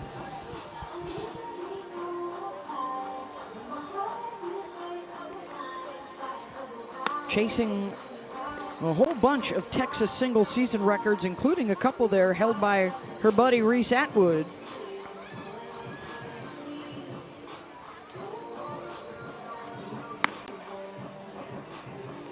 Texas trying to respond to the Oklahoma run in the top half of the inning.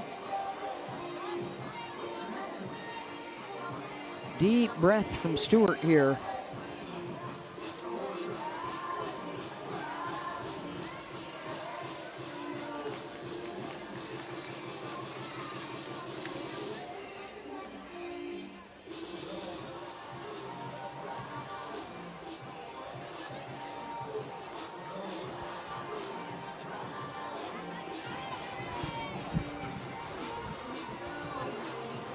Last 4 at-bats with a runner in scoring position. Stewart has come up empty. Patiently waiting for another shot at it right here. With Caden Henry down at second base. 1 out in a 1-run game. I'm sure the objective is to try to get her to chase. I mean, similar to Ella Parker on the reverse side. This is the hitter you circle. This is the one that cannot be either. Is a bag open. Doesn't mean she automatically gets it, but you do not want to give her something to hit. She'll hit it out of here.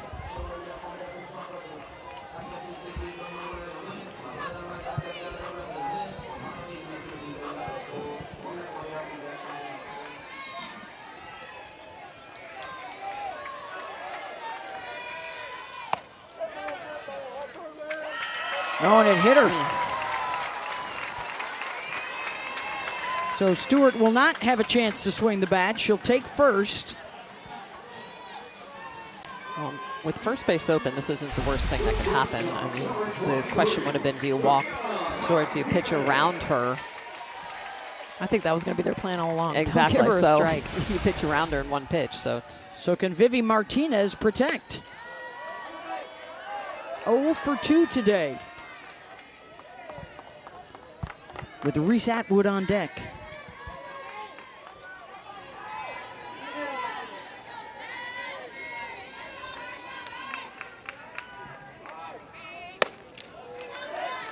Zakay misses high.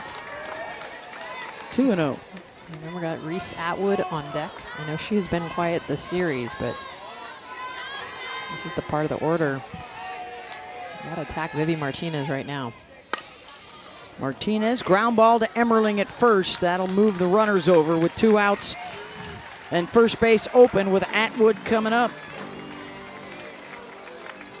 Zakay has a lot of curveball, screwball. Likes to get underneath the hands of right-handed hitters. You throw to Reese here? No. I mean, I do the Throw to same good? thing. Yeah. Throw to good after her. I mean, it's a no-brainer if you're going to pick one or the other.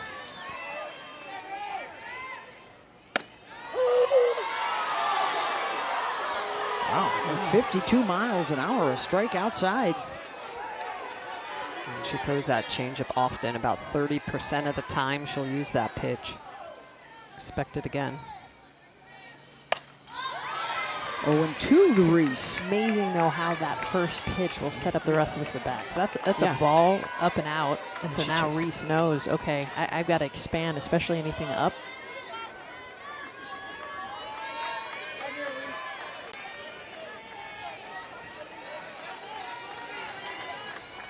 Two pitch.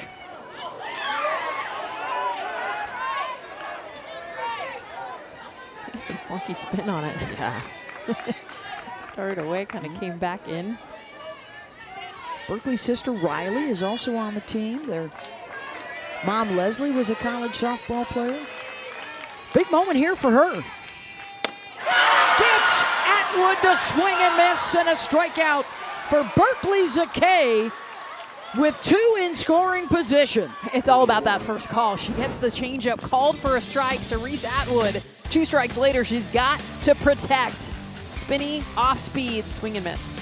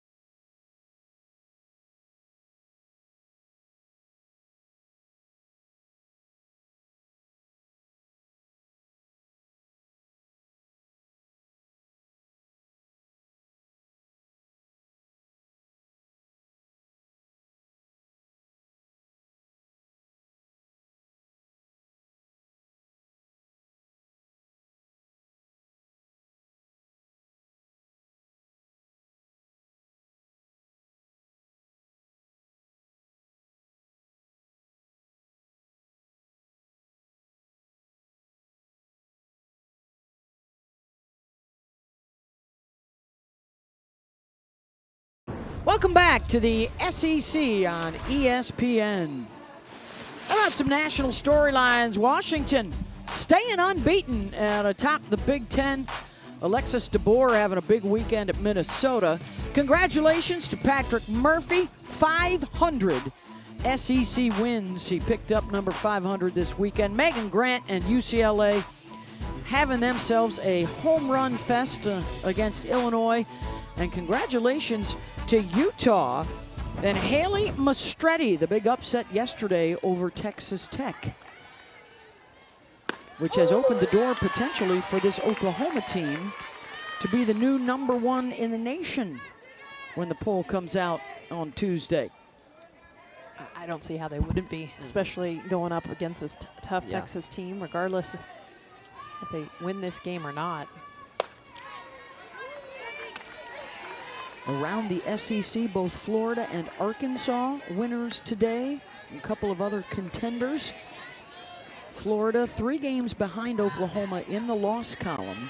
They have played 1 extra SEC series. Grabbed by Stewart at first.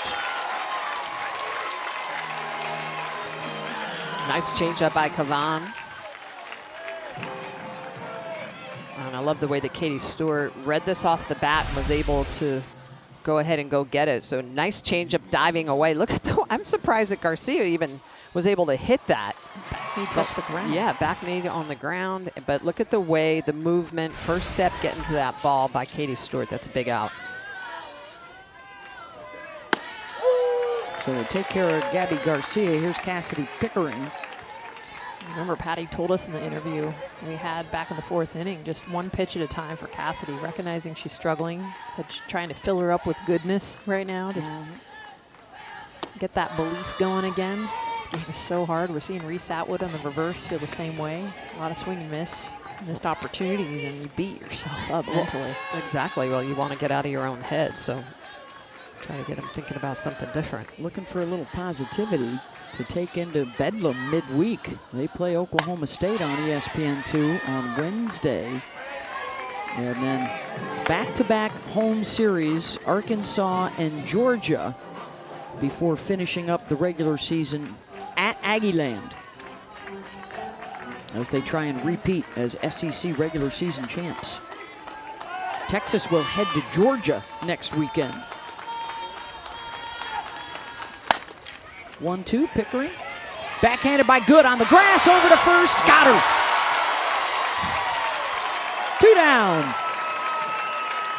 And that is an outstanding job by Leanne Good. First off, getting to this ball, because it looks like it's going to be a base hit up the middle. So look at how far she is toward the 3-4 hole. She's going to go up the middle to get this. A really good throw, but look at Katie Stewart over at first base. She has a really good ability to stretch at first. We've seen her shorten that distance quite a bit. Outstanding play at first for Katie Stewart to make that. Sooners not the only ones playing D. I mean, Texas has been impressive as well, and they've had quite a few errors in the season. We saw one in this game. But they can flash the leather as good as anybody. There's Isabella Emmerling.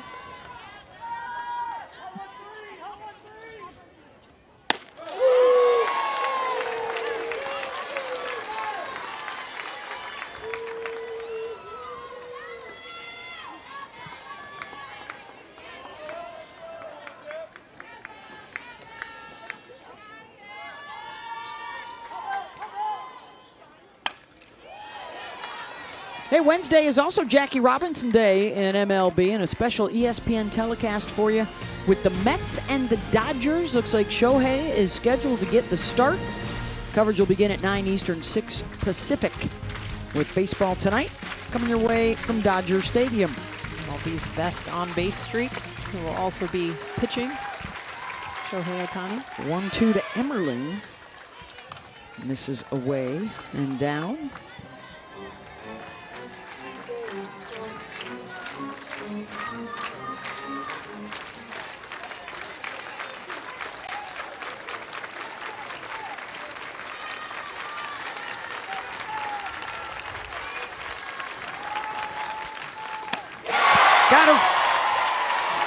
strikeout number 6 in a 1-2-3 inning.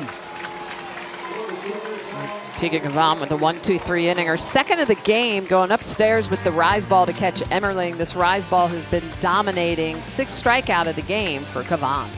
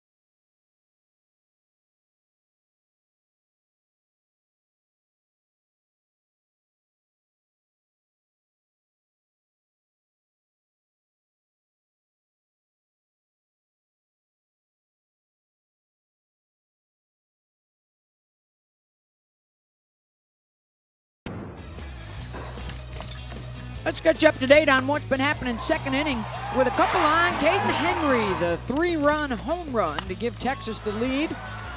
Abby Dayton gets one back with a solo shot. And Tegan Kavan has been dealing so far for the Longhorns. 13 strikeouts in game 1 on Friday. She's got 6 more already today. Our game summary as we head to the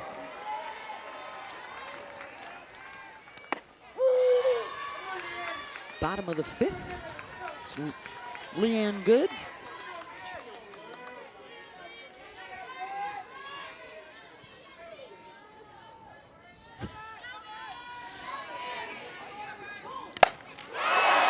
Leanne Good drives one towards the flag out in left center in a solo home run to open up the bottom half of the inning for Texas.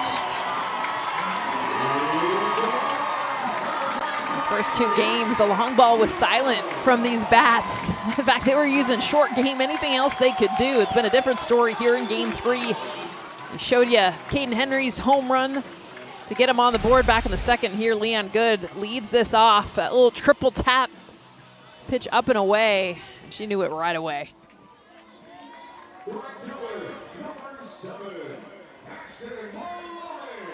It's a screwball in the inner half, and it comes in at 66 miles an hour and just goes out at well over 75 miles an hour.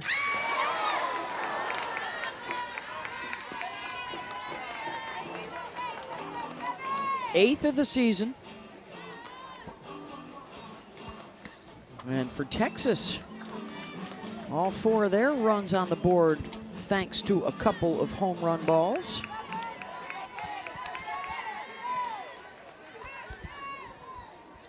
Gives them a little bit more breathing room. And for a strike to Ashton Maloney, 0-2 from Berkeley Zakay, the 3rd different pitcher today.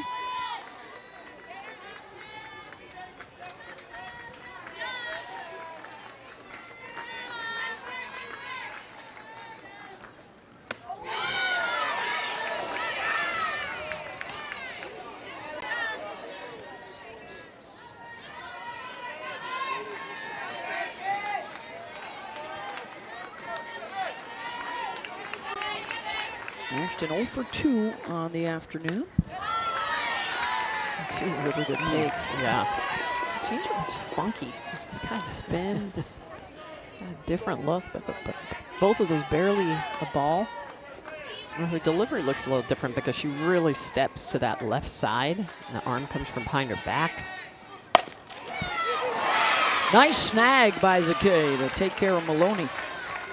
1 down. Let's revisit the home run. This thing went a long way, guys. Yeah, Leanne Good. I mean, the year that she's having, career year, that's why she got drafted, the golden ticket, AUSL. But you look at the power, the simplicity. I love that triple tap that she does with that front foot.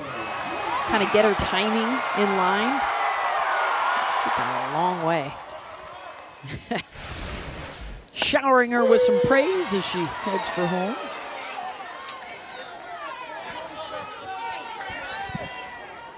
This is Alyssa Sneed.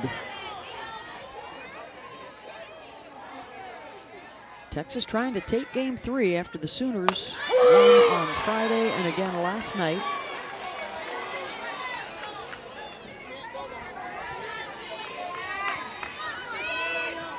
Trying to stay in the race.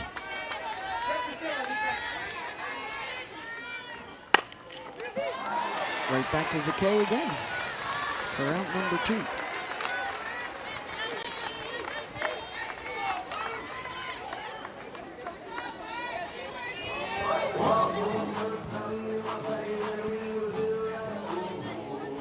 Number 24, J.C. Nichols.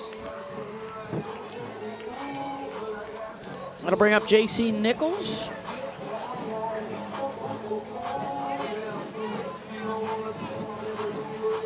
Yeah, looks like we're going to have another pitching change.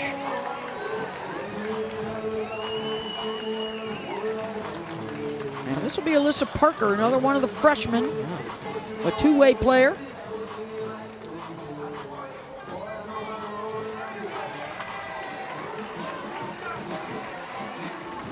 Be her 7th appearance in SEC play. Oklahoma's a big staff. I mean, they've got a lot of arms in that pen. It's pretty clear that Patty wanted to get them all in this weekend. Make sure they have this experience. And I think a big difference is winning the first 2 games allowed Patty to kind of be able to play this game more for the experience of her players, even more than getting the win. Yesterday, she had only one come out of the pen. That was Audrey Lowry. Yeah, able to hold on to that 11 one run. pitches? Yeah, 1-run lead. Got the big game-ending double play in a 1-run Sooner win. Now in the circle, 00, Alyssa Parker. A pitcher and a shortstop in high school, similar to Kaylani Ricketts before she arrived in Norman. Yeah, she'll play a little bit of infield. She hits for herself at times. She's got a good drop ball. Sooners are in front of Alabama by a couple of games. Tide have already won a pair against Auburn. Their game 3 is today. Florida and Arkansas both winners today already. Into the second half now, the SEC regular season. Number 2, it's the top 4 that get the double bye in Lexington for the SEC tournament this year.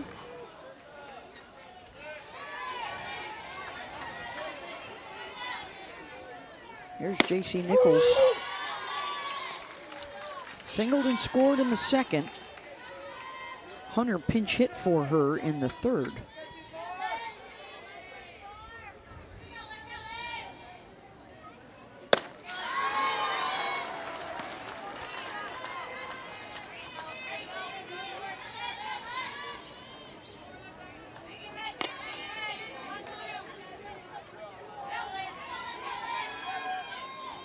Oh, 0-2 pitch. Parker has a little bit of that setup similar to Jordy Fromm. She kind of gets in her legs like that, looking like she's almost in a running start. Compact. Strong player, just a freshman. She's got 10 home runs as a hitter already.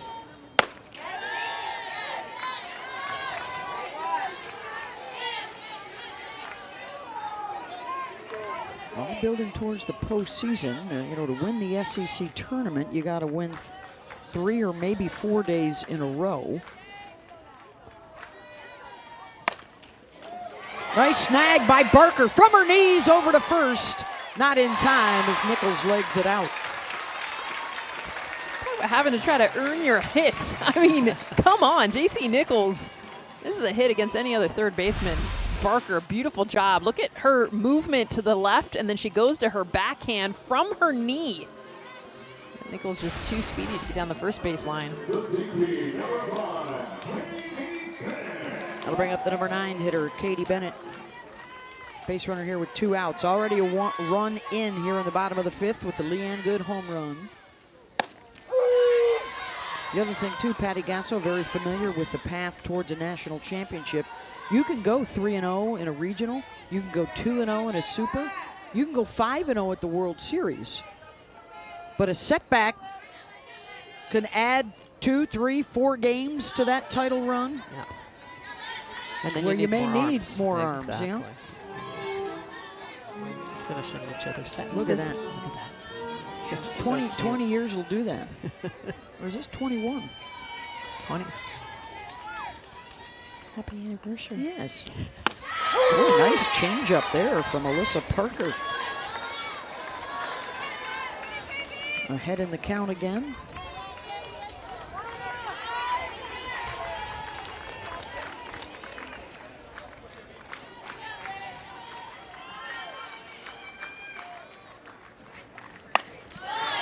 Another off speed.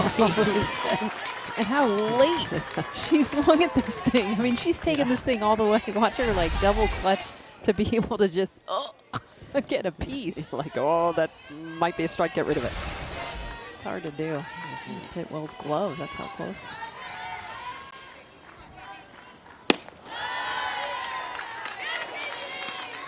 Blown away. 2-2. Good job not chasing that.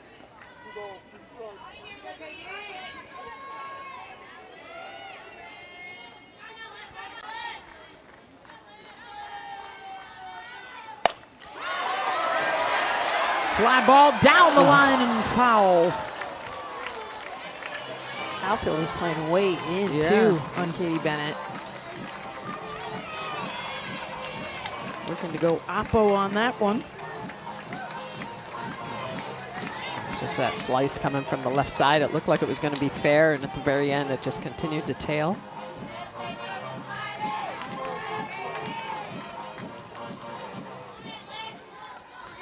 Texas looking to pad the lead.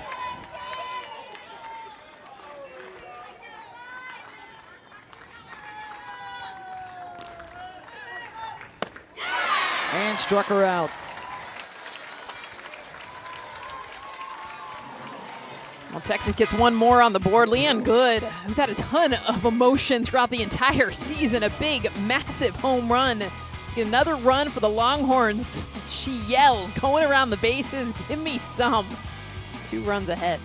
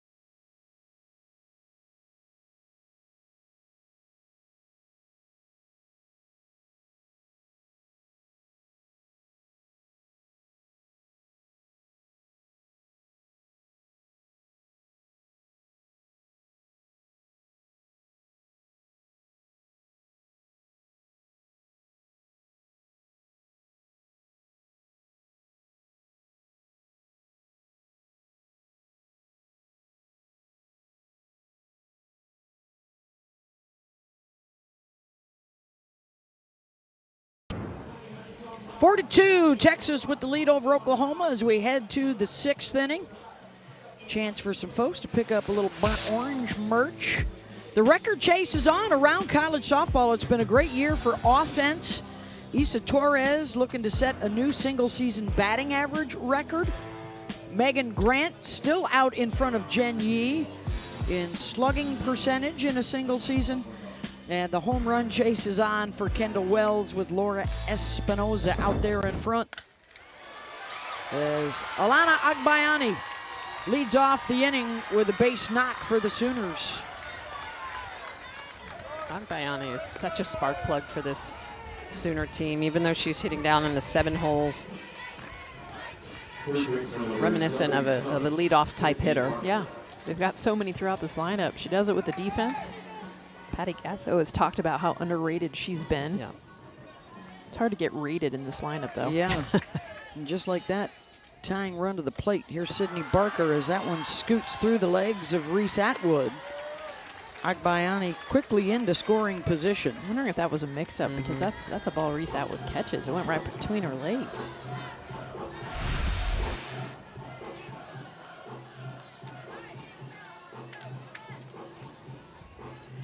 Should be a pass ball. Yep.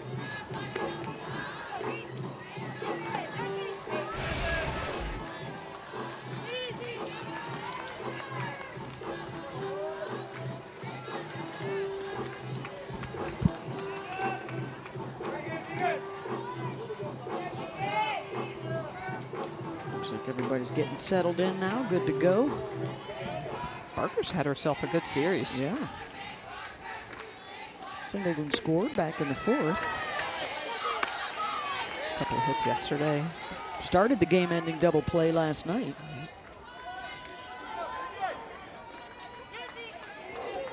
Look at that, raise that batting average up over 300. Yeah, only batting average go up in the series for Oklahoma.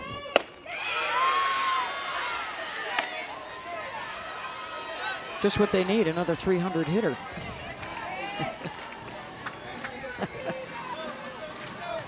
So strong throughout.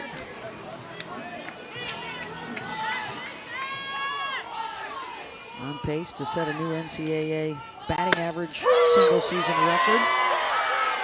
Barker thought that was ball 4. Well, to your point, Beth, 7 of the 9 are hitting over 400 in this lineup.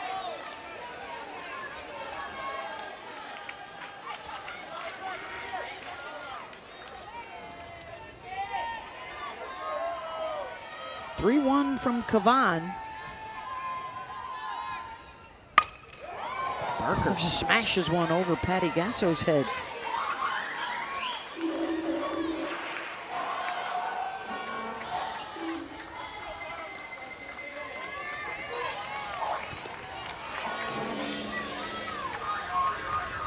Tegan Kavan has worked the count full.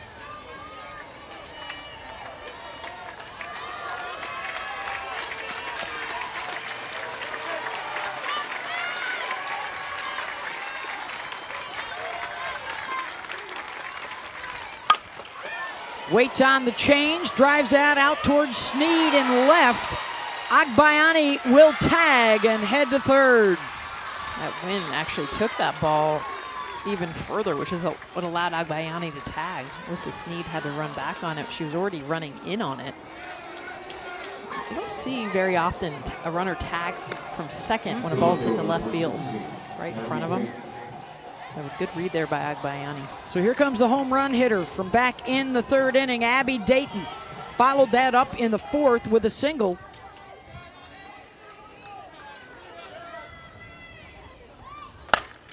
Dayton drills that one out to center. That'll chase Henry back, and that's deep enough. And the sac fly makes it a one-run game. How about Abby Dayton in the 9-hole? I mean, the home run she had in the third, the single to bring in a run in the fourth, she has been the production for this offense when you're normally talking about those home run hitters in the middle of this lineup. Bottom of the order has been responsible for all 3 runs for Oklahoma, and now it's back to the top.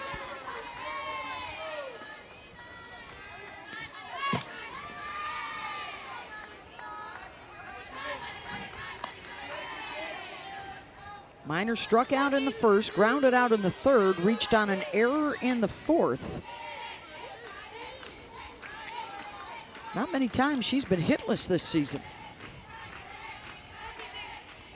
Multi-hit games on Friday and Saturday here at McCombs Field.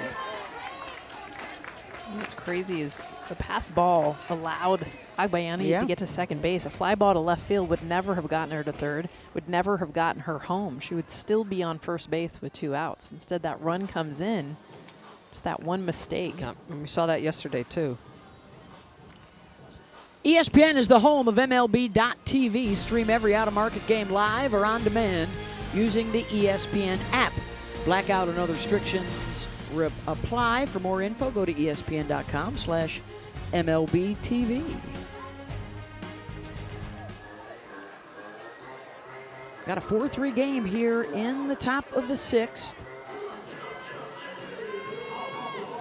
Tegan Cavan off of back-to-back starts resulting in losses for the first time in her career, trying to bounce back here and get a win over Oklahoma.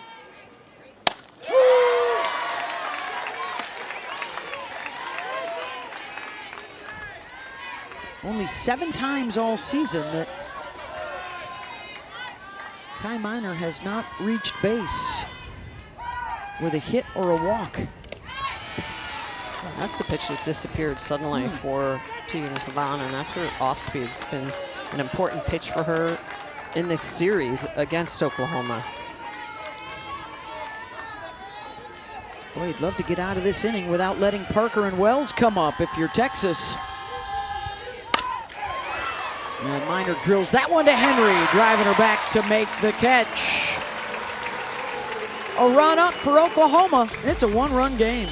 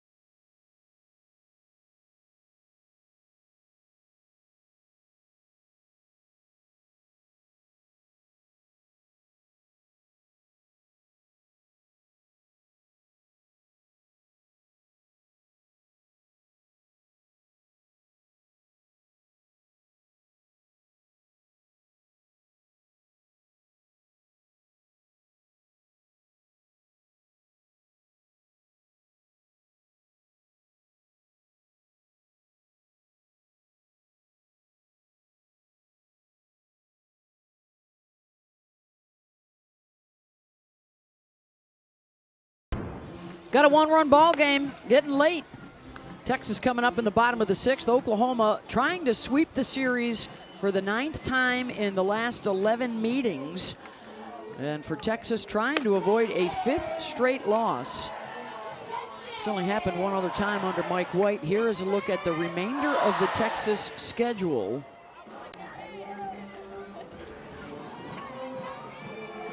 They lost that Alabama series. They've lost the Oklahoma series. So Georgia, Kentucky, and Arkansas remain after this weekend. Well, and you have to remember they lost that series to Alabama after winning game 1 9-1. They were up 4-0 before the wheels kind of fell apart for Texas. So really just trying to right the ship here in April. We've talked about their struggles last year in the month of April. Still came back and won the national championship. Top of the order for Texas, and Caden Henry facing Alyssa Parker, the 4th different pitcher today for OU. Henry, a single, a 3-run home run, and a walk.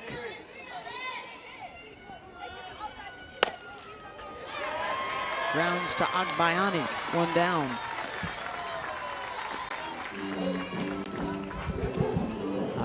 going just so smooth at second. Well positioned. That's one thing you really notice about this Oklahoma defense is they are always so well positioned in the right spot. Texas love to get a little insurance because heart of the order will come up for Oklahoma in the 7th. Ella Parker, Kendall Wells, and Gabby Garcia would be due up to face Kavan. And here is Katie Stewart. Has reached a couple of times a walk and got hit by, or a single rather, and got hit by a pitch.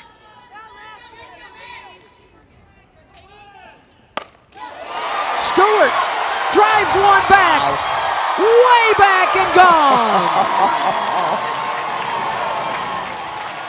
That's what's been missing in this series for Texas. The big boppers showing up. Finally, Katie Stewart. And we saw it with the bat even in this game. The single she had back in the first inning, the at-bats that she's had. But this is what Katie Stewart has shown. Be able to lift, get underneath. How about that? Just go ahead and chuck the back bat nose right away. This thing cleared and then some. That is a bomb. Just clips the umpire. Wow. A prodigious blast out onto the 21st Street For her 21st home run. Thank you very much. And it's a 5-3 Texas lead. 5th in her last 7 games. And there is a little bit of insurance for Texas.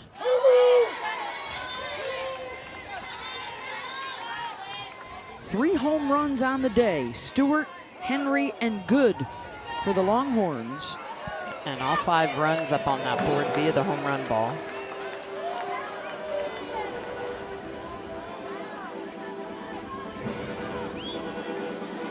Patty Gasso out of that dugout to talk with her defense. It's a sweet swing. Well, and you guys, this is the difference, is Katie Stewart has always been a really good hitter. What's allowed her to have the power numbers we're seeing that she has not had the rest of her career is her ability not just to hit down, but up as well. There was a pitch pretty much thigh high, and it's how far she hits it. She was all into that. It was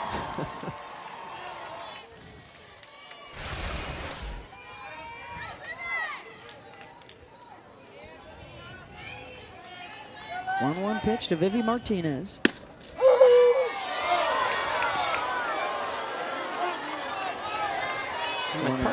Parker's changeup. You know, Stewart was not worried about that. I mean, there was no hesitation. She was all in to that pitch on the outer half, just getting her barrel through it.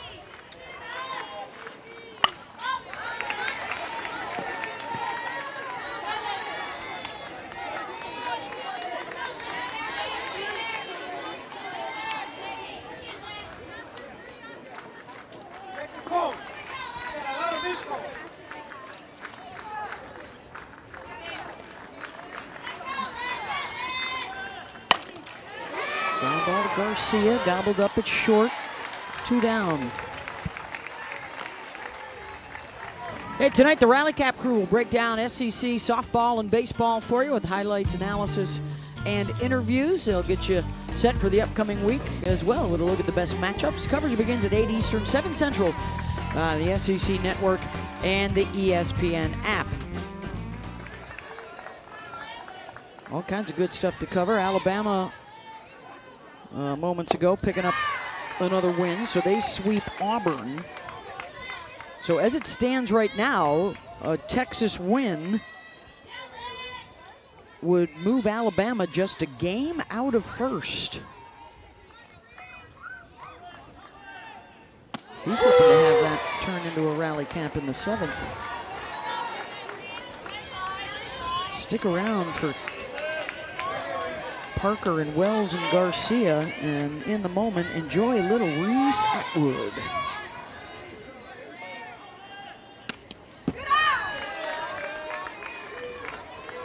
Did That's the biggest thing with Reese Atwood is hitting the pitches fair that she's getting to crush. She's been pulling those fouls. She's had a lot of opportunities, not in this at bat, but throughout this series. And the pitch prior on the changeup, she was, moving on that. You could tell she was fooled by it. That one as well, 47-mile-an-hour changeup, and she's not identifying that, just spinning off everything, so she's early. She just really needs to let the ball travel. And I've been in that situation before, especially as lefties, we peel off the ball. I just would try to play pepper with the shortstop all the time, just let the ball travel, try to hit the ball the opposite way. Let's make some sort of an adjustment. Full count. You got the home run hitter on deck, so which you don't really hear with Reese Atwood very often, where it's like, this is the home run hitter. No one has hit more in Texas softball history than Reese, but on deck. It's laying good. Good golfs that one from. You gotta think the off speed's coming, and that's definitely been the pitch. It's what she struck out on her last at bat. Struck out on it against Uchenyo, yesterday's game. Full count to Reese Atwood.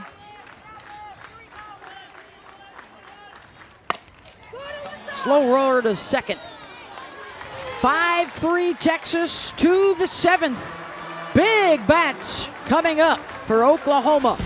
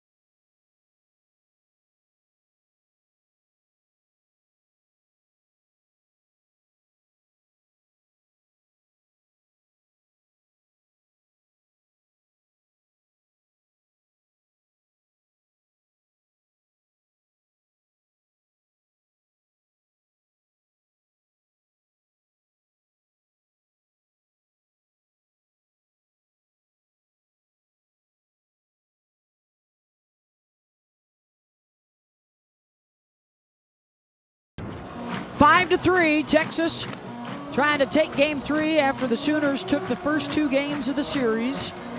For Oklahoma, 14 comeback wins, 3 blown leads for Texas. As we head to the top of the 7th, last chance for the Sooners, and it is Ella Parker, Kendall Wells, and Gabby Garcia. 2, 3, and 4 in the lineup, all of them double-digit home run hitters.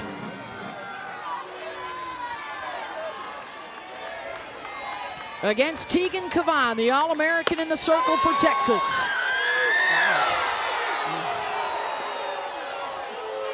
That was a strike.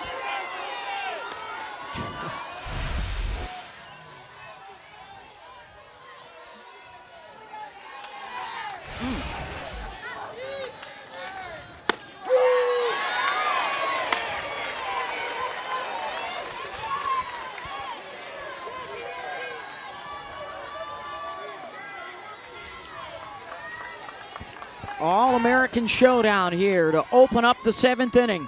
1-1 from Cavan. 2-1. Parker has not seen very much to hit. She lined out on a shot to Vivi Martinez, a first at bat. It's been all balls since then. And they've got her positioned again way back up the middle. Jason Nichols, third base, way off. 2-2. And you can just see it, you know, especially that 5-6 hole. Look at, that's where JC Nichols is. That's Vivi Martinez way up the middle. Just Deep. yeah, deep, deep.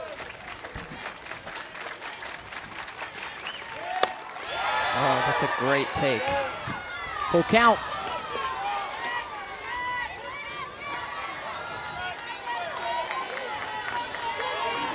Last night, Texas positioned perfectly with their best hitters up. Tonight, it's Oklahoma positioned perfectly with their best hitters up. Parker lines one out to right center. Hauling around, looking to get to second, and she slides in safely. Ella Parker delivers with a gap shot. I mean, she's been their hottest hitter for really the entire season, but we're talking the last 2 weeks. This pitch with 2 strikes, it's rolling away from the barrel. She gets around it. How strong she is to be able to throw this one hop off the wall in almost a 3/4 swing. What a hustle.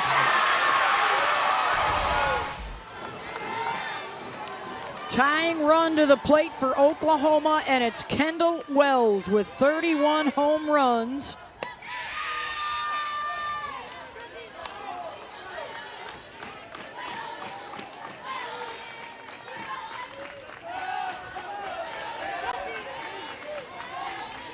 Has homered in 6 of her last 7 games for the Sooners.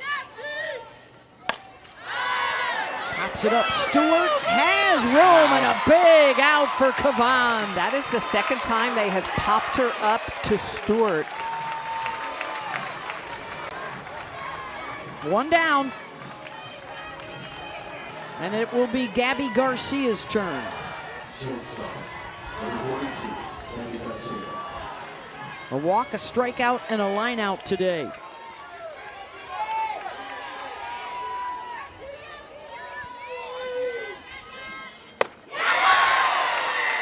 Chase is 0-1.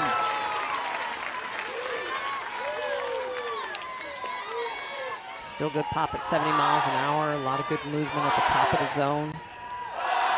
19 strikeouts in her 2 games here against OU.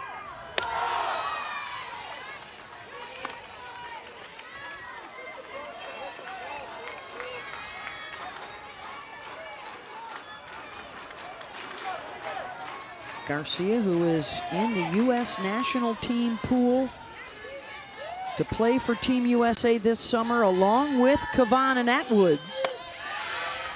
The Texas battery here. I think in this situation, they need to be careful. First base is open. Garcia already has a home run off of Kavan. Pickering and Emmerling have struggled a little bit more against Kavan. That's in for a strike, 2-2.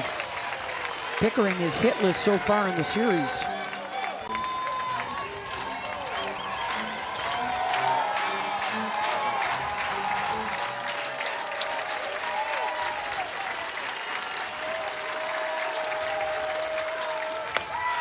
Full count.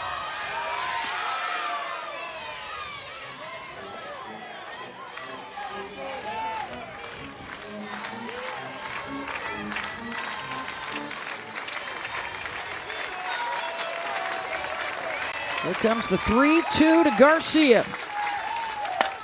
Gabby Garcia crushes one, way back and gone. Down to their final 2 outs. Oklahoma ties it up with a 2-run shot.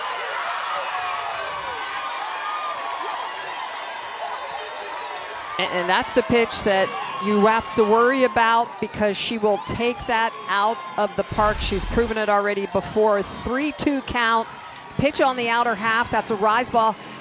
Curious why they're not using her screwball more to try to run away from the bat of the left-handed hitters. And Garcia's just able to barrel that up. The power, the poise, and the emotion. This Oklahoma team does not go away. If they have a strike, they're in the game.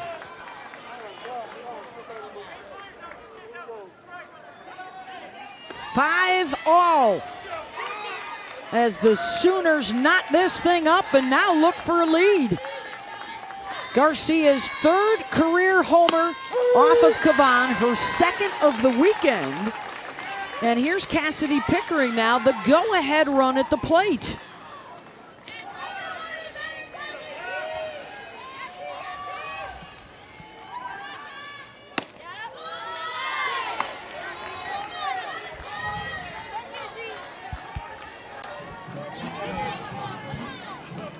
Stunning turn here in Austin for the Longhorns.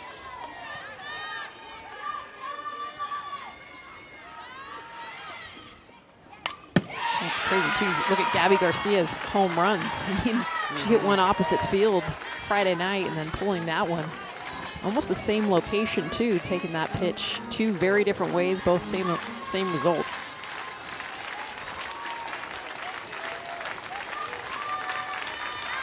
1-2 to Pickering. Slow roller to short. Martinez gonna have to hurry, and just does get her. And I think Oklahoma's gonna challenge this. They will. It's that championship mindset that Patty Gasso talks about. The ruling on the field is that the runner was out at first base. Oklahoma will challenge that ruling. That play will be under review. It's the belief in themselves. It's the belief in each other that's just somebody up and down the order will get it done. And this may get overturned.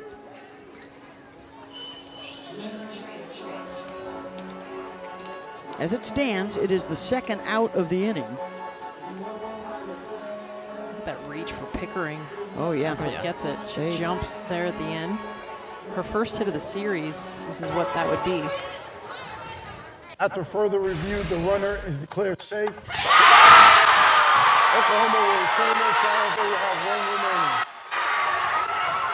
And a smile from Cassidy Pickering. And her teammates cheering for her because they know it's. I mean, they erupted. Tough. Yeah. Well, and honestly, you love that she got down the line the way she did. I mean, doing anything she can to be able to get to first base. So she was 0 for 10 plate appearances prior to that, and now the hit, and she'll be lifted for a pinch runner because they now have the go-ahead run on base. Tia Malloy with Isabella Emmerling coming up.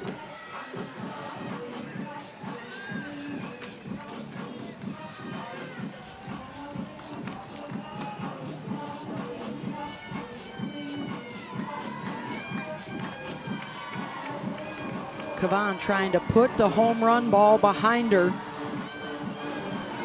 and at least take this into the bottom of the 7th at 5-5.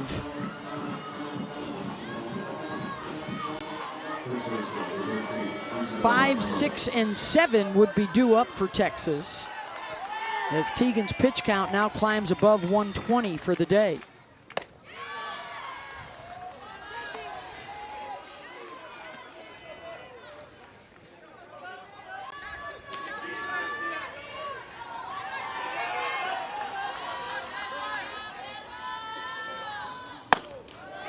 Well, it's interesting because she's completely gone away from her changeup. She did not really throw any to Parker. Parker gets the double. Garcia, same thing. She didn't use it against Garcia. Well, when she's thrown, it's been in the dirt, so it looks like Yes. she just doesn't have, she's lost that feel for it. Emmerling. And over to make the catch in foul territory is Sneed. Malloy will have to stay put, 2 down. And even if you do lose that, it's still important to throw it just from a timing perspective. So here comes Agbayani. 1 for 3. Singled and scored in the 6th.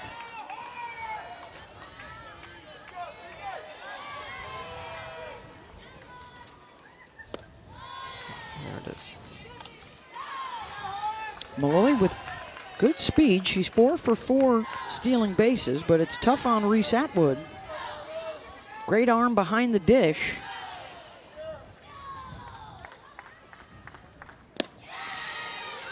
And when everybody in your lineup can hit home runs, well, Yeah. Well, just the pressure it takes off of a player like Yeah. Kendall Wells, who has really ultimately struggled. She had a massive home run in this series, but popped up in this inning. Felt like for most teams, when that hitter gets out, you're not going to be able to get any runs in. good pitch there from Cavan, 2-1. And Patty Gasso moving Gabby Garcia up in the lineup prior to this game, just recognizing not just how she's been doing, but how she specifically does against Cavan.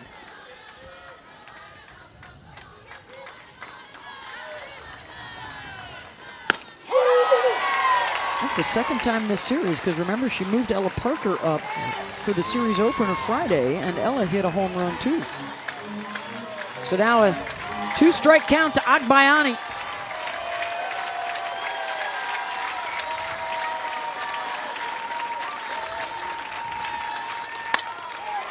Out to center and on the run to make the catch is Henry. To the bottom of the 7th, all square at 5 after the Garcia 2-run shot. How about the sophomore getting moved up to the cleanup spot? Her swing starts below the shoulders, gets down to meet this thing, same pitch that she took out Friday night, does it again in this one to tie up this game against Tegan Cavan. Gabby Garcia, 2-run shot here in the 7th.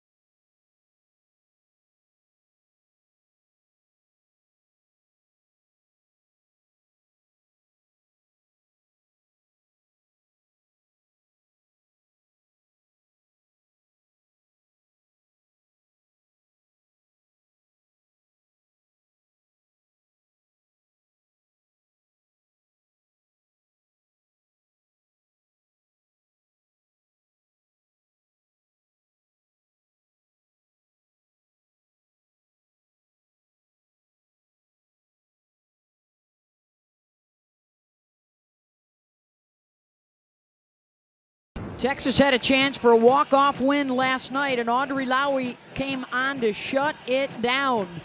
And Lowry is coming back in here, the 5th pitcher of the game for Oklahoma. All tied up as we head to the bottom of the 7th. Coach Gasso considers her the ace, coming in a situation here to try to shut down Texas.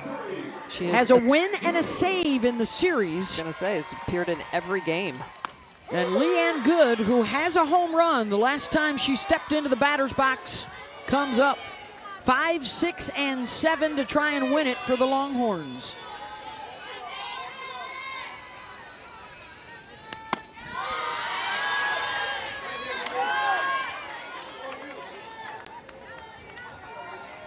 Gabby Garcia, a 1-out, 2-run home run in the top half of the inning to even it up. Good out to center, Minor. 1 down.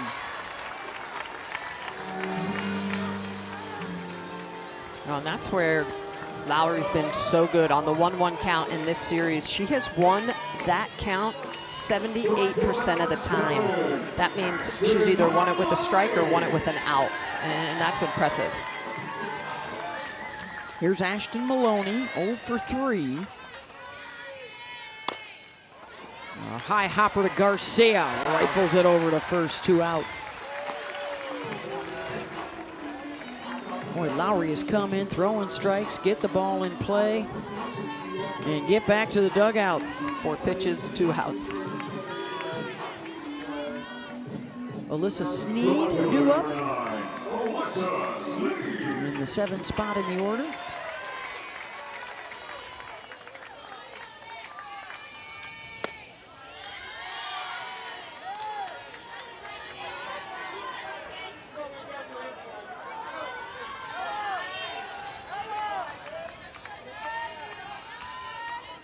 Sooners 1 out away from extra softball.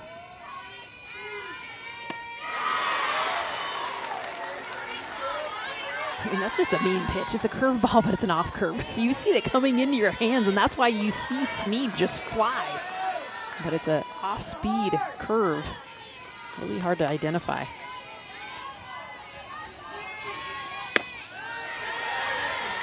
Two and one.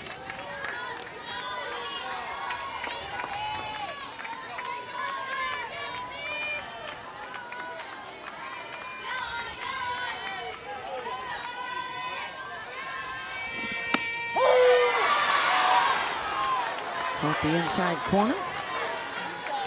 Lefty not afraid to come inside to those righties. Both hard with the curveball and with the off-speed, Jess, that you were talking about. Full count. It's such the money spot. I think we talk about the changeup, how important it is, but getting into right-handed batters is something a lot of pitchers can't do. It's an advantage of a lefty because that's the angle that she's creating. And then to have the off-speed to boot. Full count. Foul ball.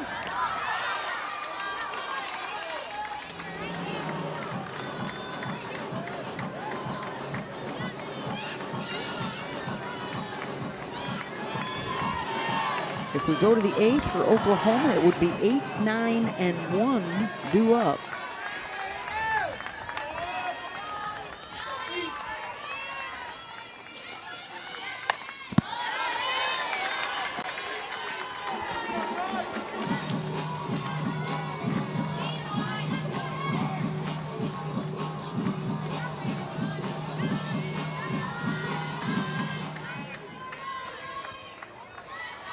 Eighth pitch of this at-bat for Sneed. And out to left. And Dayton is there to snag it. It's a 1-2-3 inning for Lowry, and we are going to extras in Austin.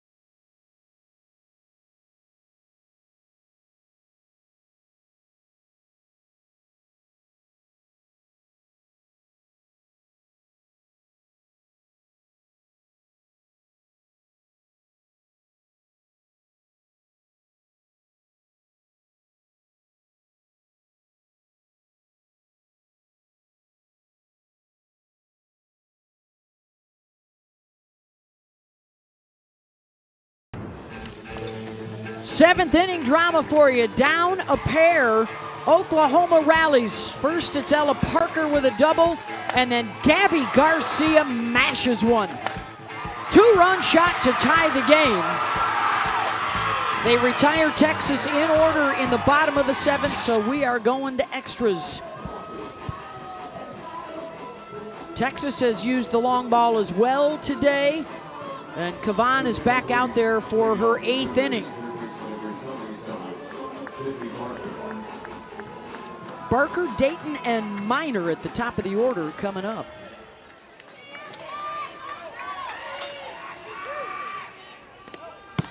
3 home runs for Texas today, a pair of home runs for Oklahoma. Maybe the top of the order's 5th at-bats in this game. They've gotten a good look at Tegan Kavan, not just Friday night, but in this one. Sooners, by the way, have now hit 150 on the season.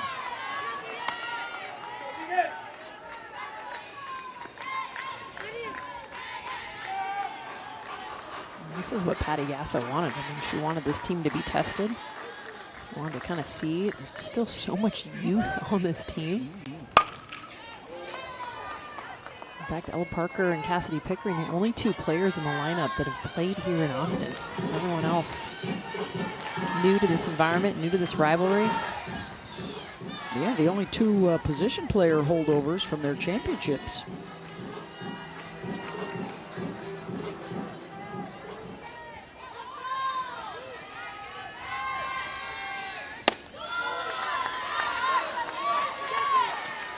Three and 1. Barker singled and scored in the 4th. She's hit the ball hard here. Pitch count now up over 130.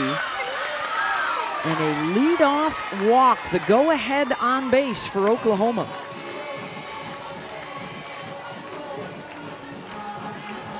First free pass since the 4th inning. It's 5th of the game.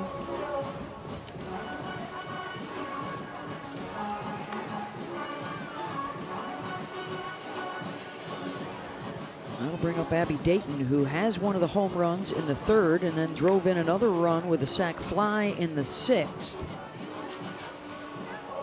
The little things that, well, they do show up in the scorebook, but I mean, they generated that run on a pass ball, and then a fly out to left field advanced a base runner that allowed Dayton to drive her in with a sac fly. And a pitching change here for Texas as Tegan Kavan will depart. And Brenly Gonzalez will come on. Transfer from Texas Tech. And a nice hand for Kavan as she leaves. She's thrown almost 280 pitches in this series between game 1 and here this afternoon.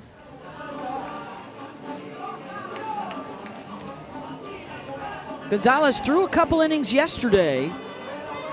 44 pitches. Coming with that left side with the curveball both sides of the plate. Mix in that changeup, which is really her best pitch. Give that. Definitely had a lot of swing and miss against Oklahoma, success against it when she came in yesterday. She's thrown that changeup about 47% of the time. The drop ball, another 40%. A little bit of curve and screwball.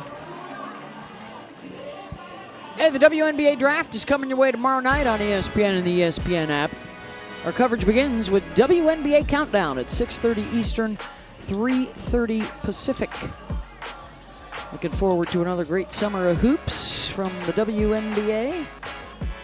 Collective bargaining agreement in place. A lot of free agent moves and transfer and trades going on right now. So the draft tomorrow night.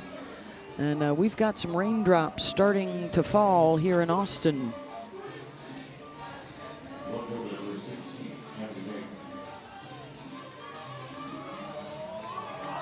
Just a drizzle right now as Brenly Gonzalez comes in to face Abby Dayton.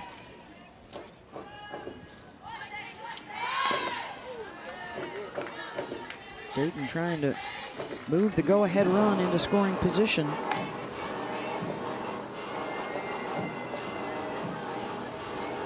One sacrifice bunt on the season for Abby.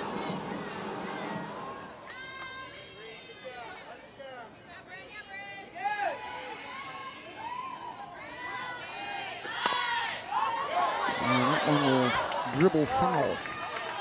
0-2.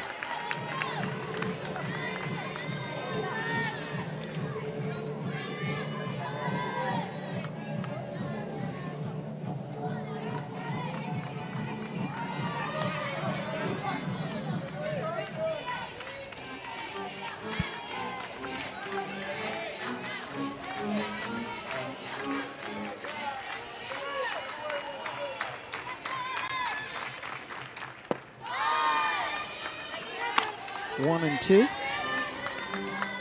one dropped down under 50 miles an hour.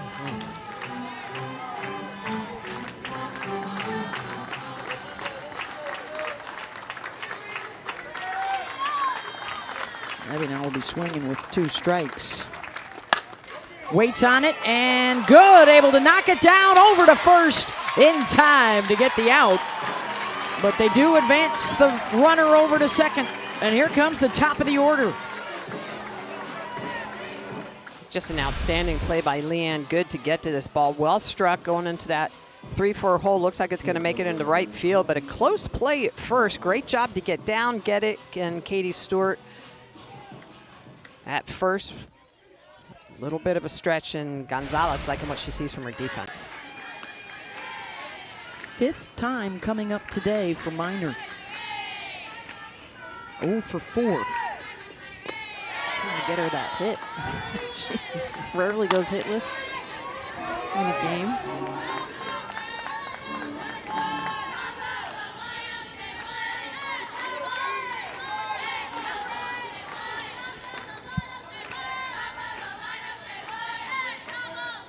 Did reach on an error back in the 4th. Stranded out at second base. And by the way, Abby Dayton, just the excitement she showed getting thrown out at first base, but knowing she moved the runner. Such a spark plug to lead into Kai Minor up here at the top.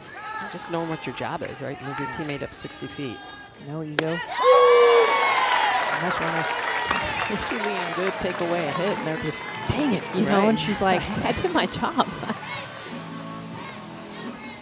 Oh, it's part of that championship mindset. You were talking about it earlier, Beth. It's everybody has a role to play, and some roles are home runs and some are sacrifices, whether or not it's a sacrifice hit, bunt. Yeah, now 2 strikes on Minor. And this is where Kai Minor, by the way, is so good. So many of these foul balls, and just like how she's able to get her hands to pretty much everything. And when she gets to 2 strikes, she doesn't, by the way, strike out often. She doesn't walk often, but she's got great hands. Be able to get to pretty much any pitch. It reminds me of like old school pickle. Yeah, yeah. 2-2 from Gonzalez, and now the count goes full. Well, this is a big pitch right here. You got to go after Minor and try to make something happen. You don't want to walk her and then have Parker coming up with runners at first and second. This is where Oklahoma always forces your hand as a pitcher.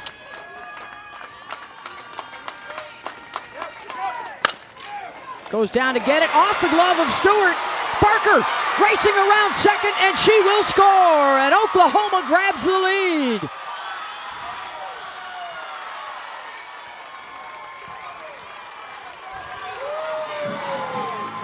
I mean, just getting the ball down on the ground hard. 2 strikes. And Kai Minor, by the way, we talk about Abby Dayton and her emotion. Kicks off of Katie Stewart, but watch Kai Minor and her reacts to be able to take the lead. So you see the run come around from Sydney Barker. Hit so hard, ricocheted out into right field. But to me, it's the reacts from the freshman getting her hit, but also just rallying for her team. They're going to score that single for Minor, and a 6-5 OU lead. And here's Ella Parker.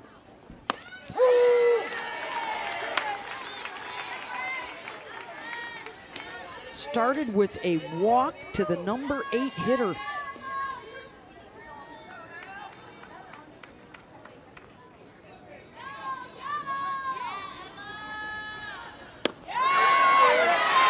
And 2.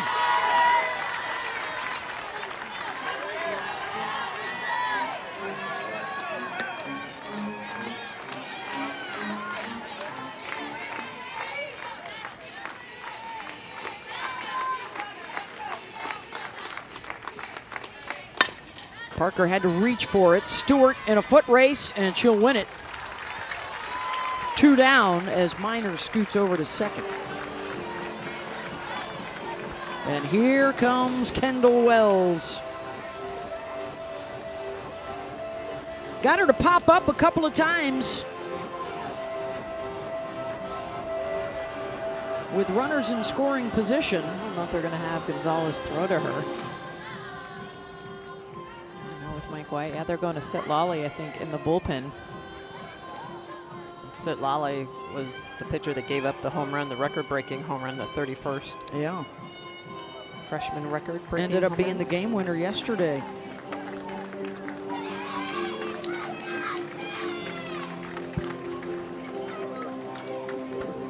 So Gonzalez faces 3 batters, and now Gutierrez will come in.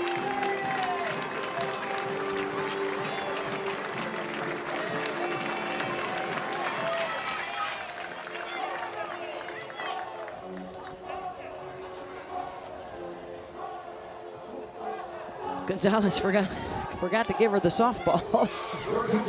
So now Sitlali's ready to go for the senior from Stamford, Texas. Took the loss last night because Wells hit a 3-run home run off of her. Sitlali has that off-speed curveball, and this happened to be the pitch that Wells was able to go after and get. Pitch on the outer half. She just tattoos this. This ball is mashed. A 3-run shot. Ended up being the game winner and the record breaker for Kendall Wells. 31st home run of the year for the freshman.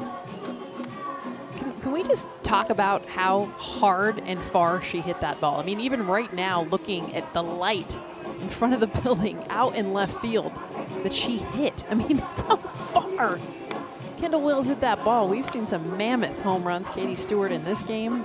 Kendall Wells, I'll tell you what. That thing was absolutely mashed. That building is a target-rich environment with all those windows. Just has the feels of Fenway, Green Monster. Just how do you not look at it? If you're a right-handed batter, You want to hit I it. want to hit you.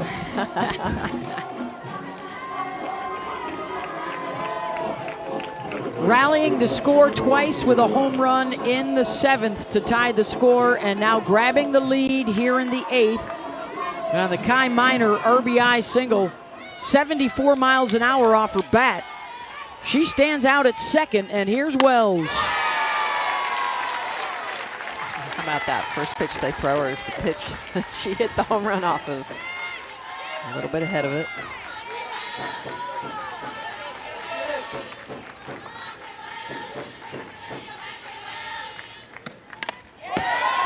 I mean, just coming right at her. His first base is open. She is leading the country with 31 home runs, and Sitlali Gutierrez comes into this game and is like, I'm not fearing you. I know what you did to me. You hit it, yes, one hop that wall, but this is why you play. You want the chance of redemption.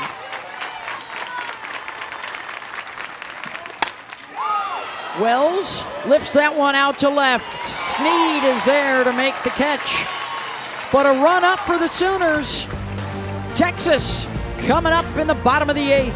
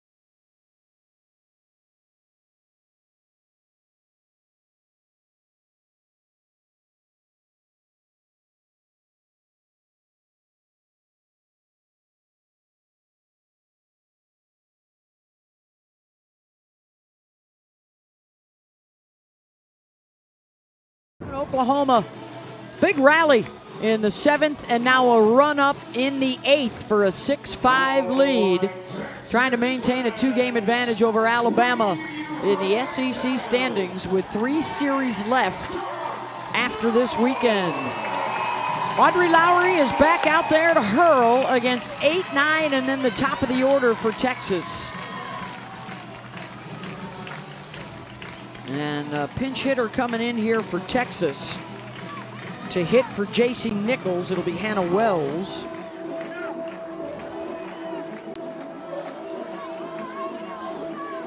It's interesting, the 2 at-bats that J.C. Nichols has had in this game, she's gotten hits.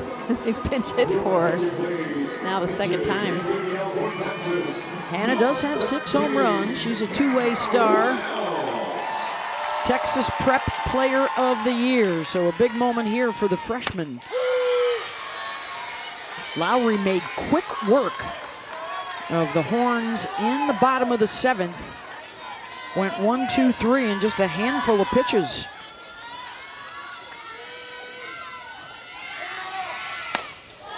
Hannah Wells, is it deep enough? Back to the wall, and it's gone!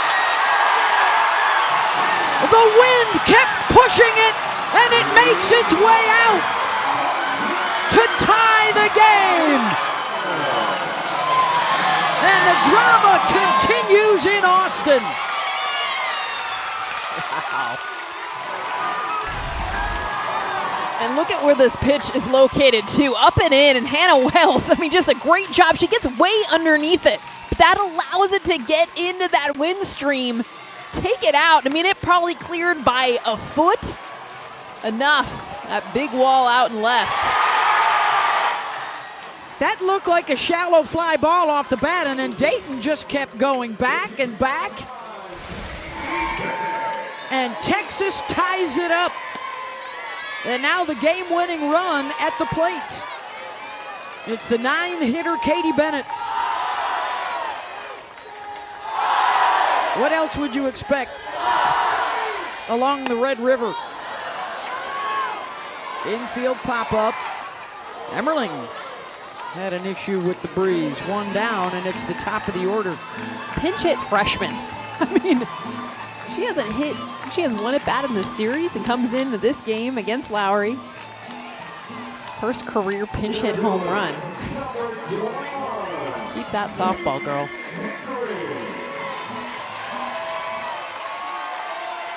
Here's Caden Henry. Homered in the 2nd for Texas. Singled in the 4th. But on base 3 of her 4 plate appearances tonight.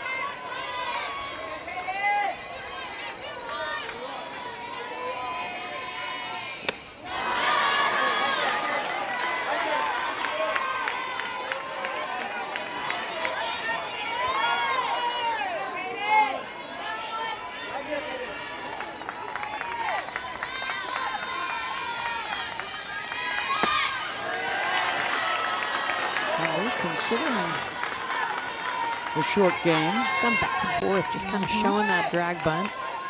Ultimately, you want her to hit here.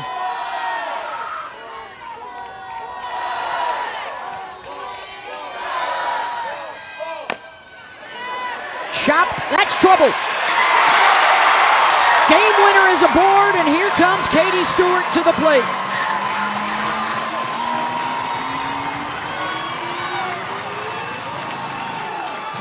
Hit a home run her last time up in the 6th inning.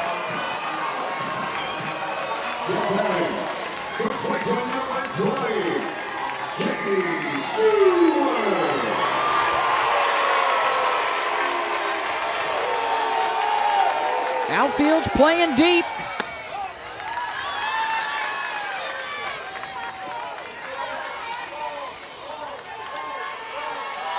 Infield shifted to the left. They've turned 4 double plays in the series. 2 in each of the first 2 games, none here this afternoon.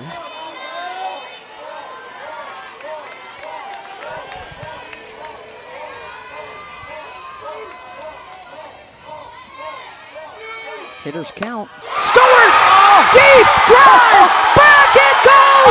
Off the facade of the building and left! And Texas walks off Oklahoma!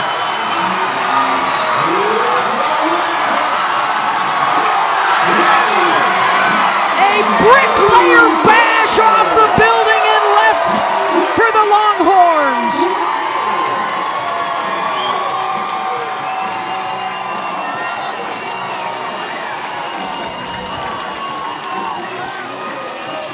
Can we please have a permanent spot on that building of where she just hit it?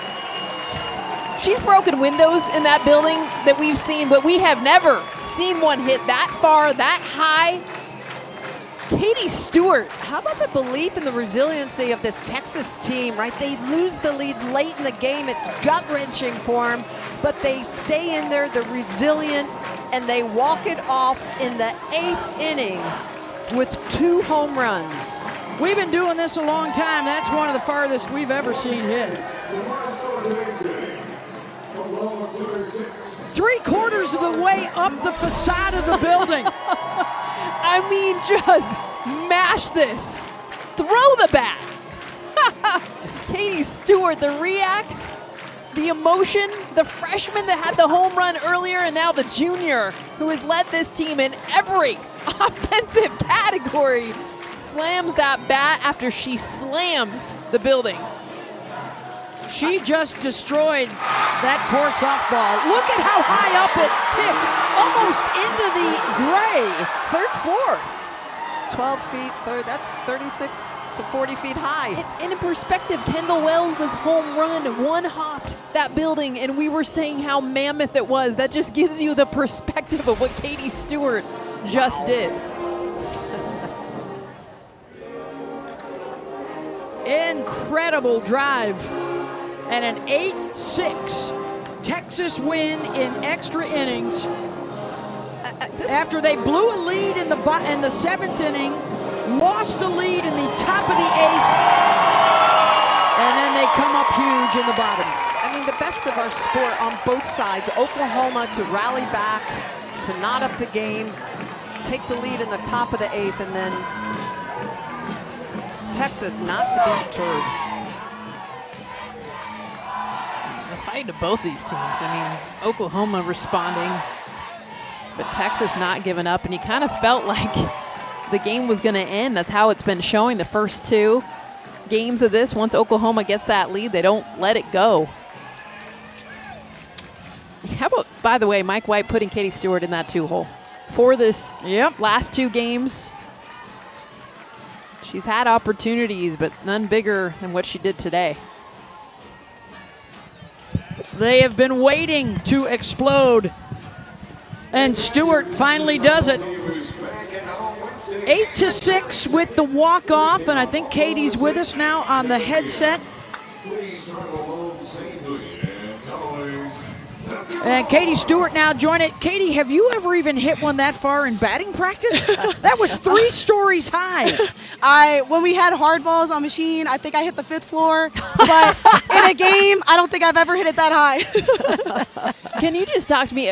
Mike White moves you up to the 2-hole in the last 2 games, and kind of your mindset. You joked with us, like, I hope he doesn't give me the bunt side. Well, there's a whole reason why he's not. But your mentality, especially the last 2 games. Yeah, just being able to not press too much, knowing that on the 2-hole, I'm going to get a lot of opportunities to hit the ball. So not press when I do have those opportunities, and I kind of showed that today. I was being patient. Yeah, I had one bad at bat, but I came back, and I was being patient with it and just getting what I know I can handle. And Katie, immediately off the bat, you knew that ball was gone. Walk us through that, the emotion. What did that feel like? Yeah, just I heard, like, my teammates, I had the passion, I felt it coming, and so when I felt contact, I knew it was going off the bat, and so knowing that it was that time to celebrate, I made up for that play on the field, and just knowing that I was there and I had our pitchers back. Tell me about the bat slam. It's just the heat of the moment, and knowing that the game was over in that moment, it just kind of came to me. Oh, I love it, Katie. You're killing bats, you're killing softballs. That poor building out there. We need a marker 3 stories high. Right. Congratulations with the walk-off win. Thank you. Congrats, Katie. Thank you. Oklahoma wins the series but Katie Stewart wins the day with this Sports Center highlight. Look at how high up the building, almost into the gray area. 291 feet. Wow. Something we've never seen here in Austin. A massive blast to win it in extra innings. So there's your final. Texas beats OU 8-6. For Jessica Mendoza, Michelle Smith, Karen Johns, our entire crew, I'm Beth Mowens. We will see you on the road to the Women's College World Series.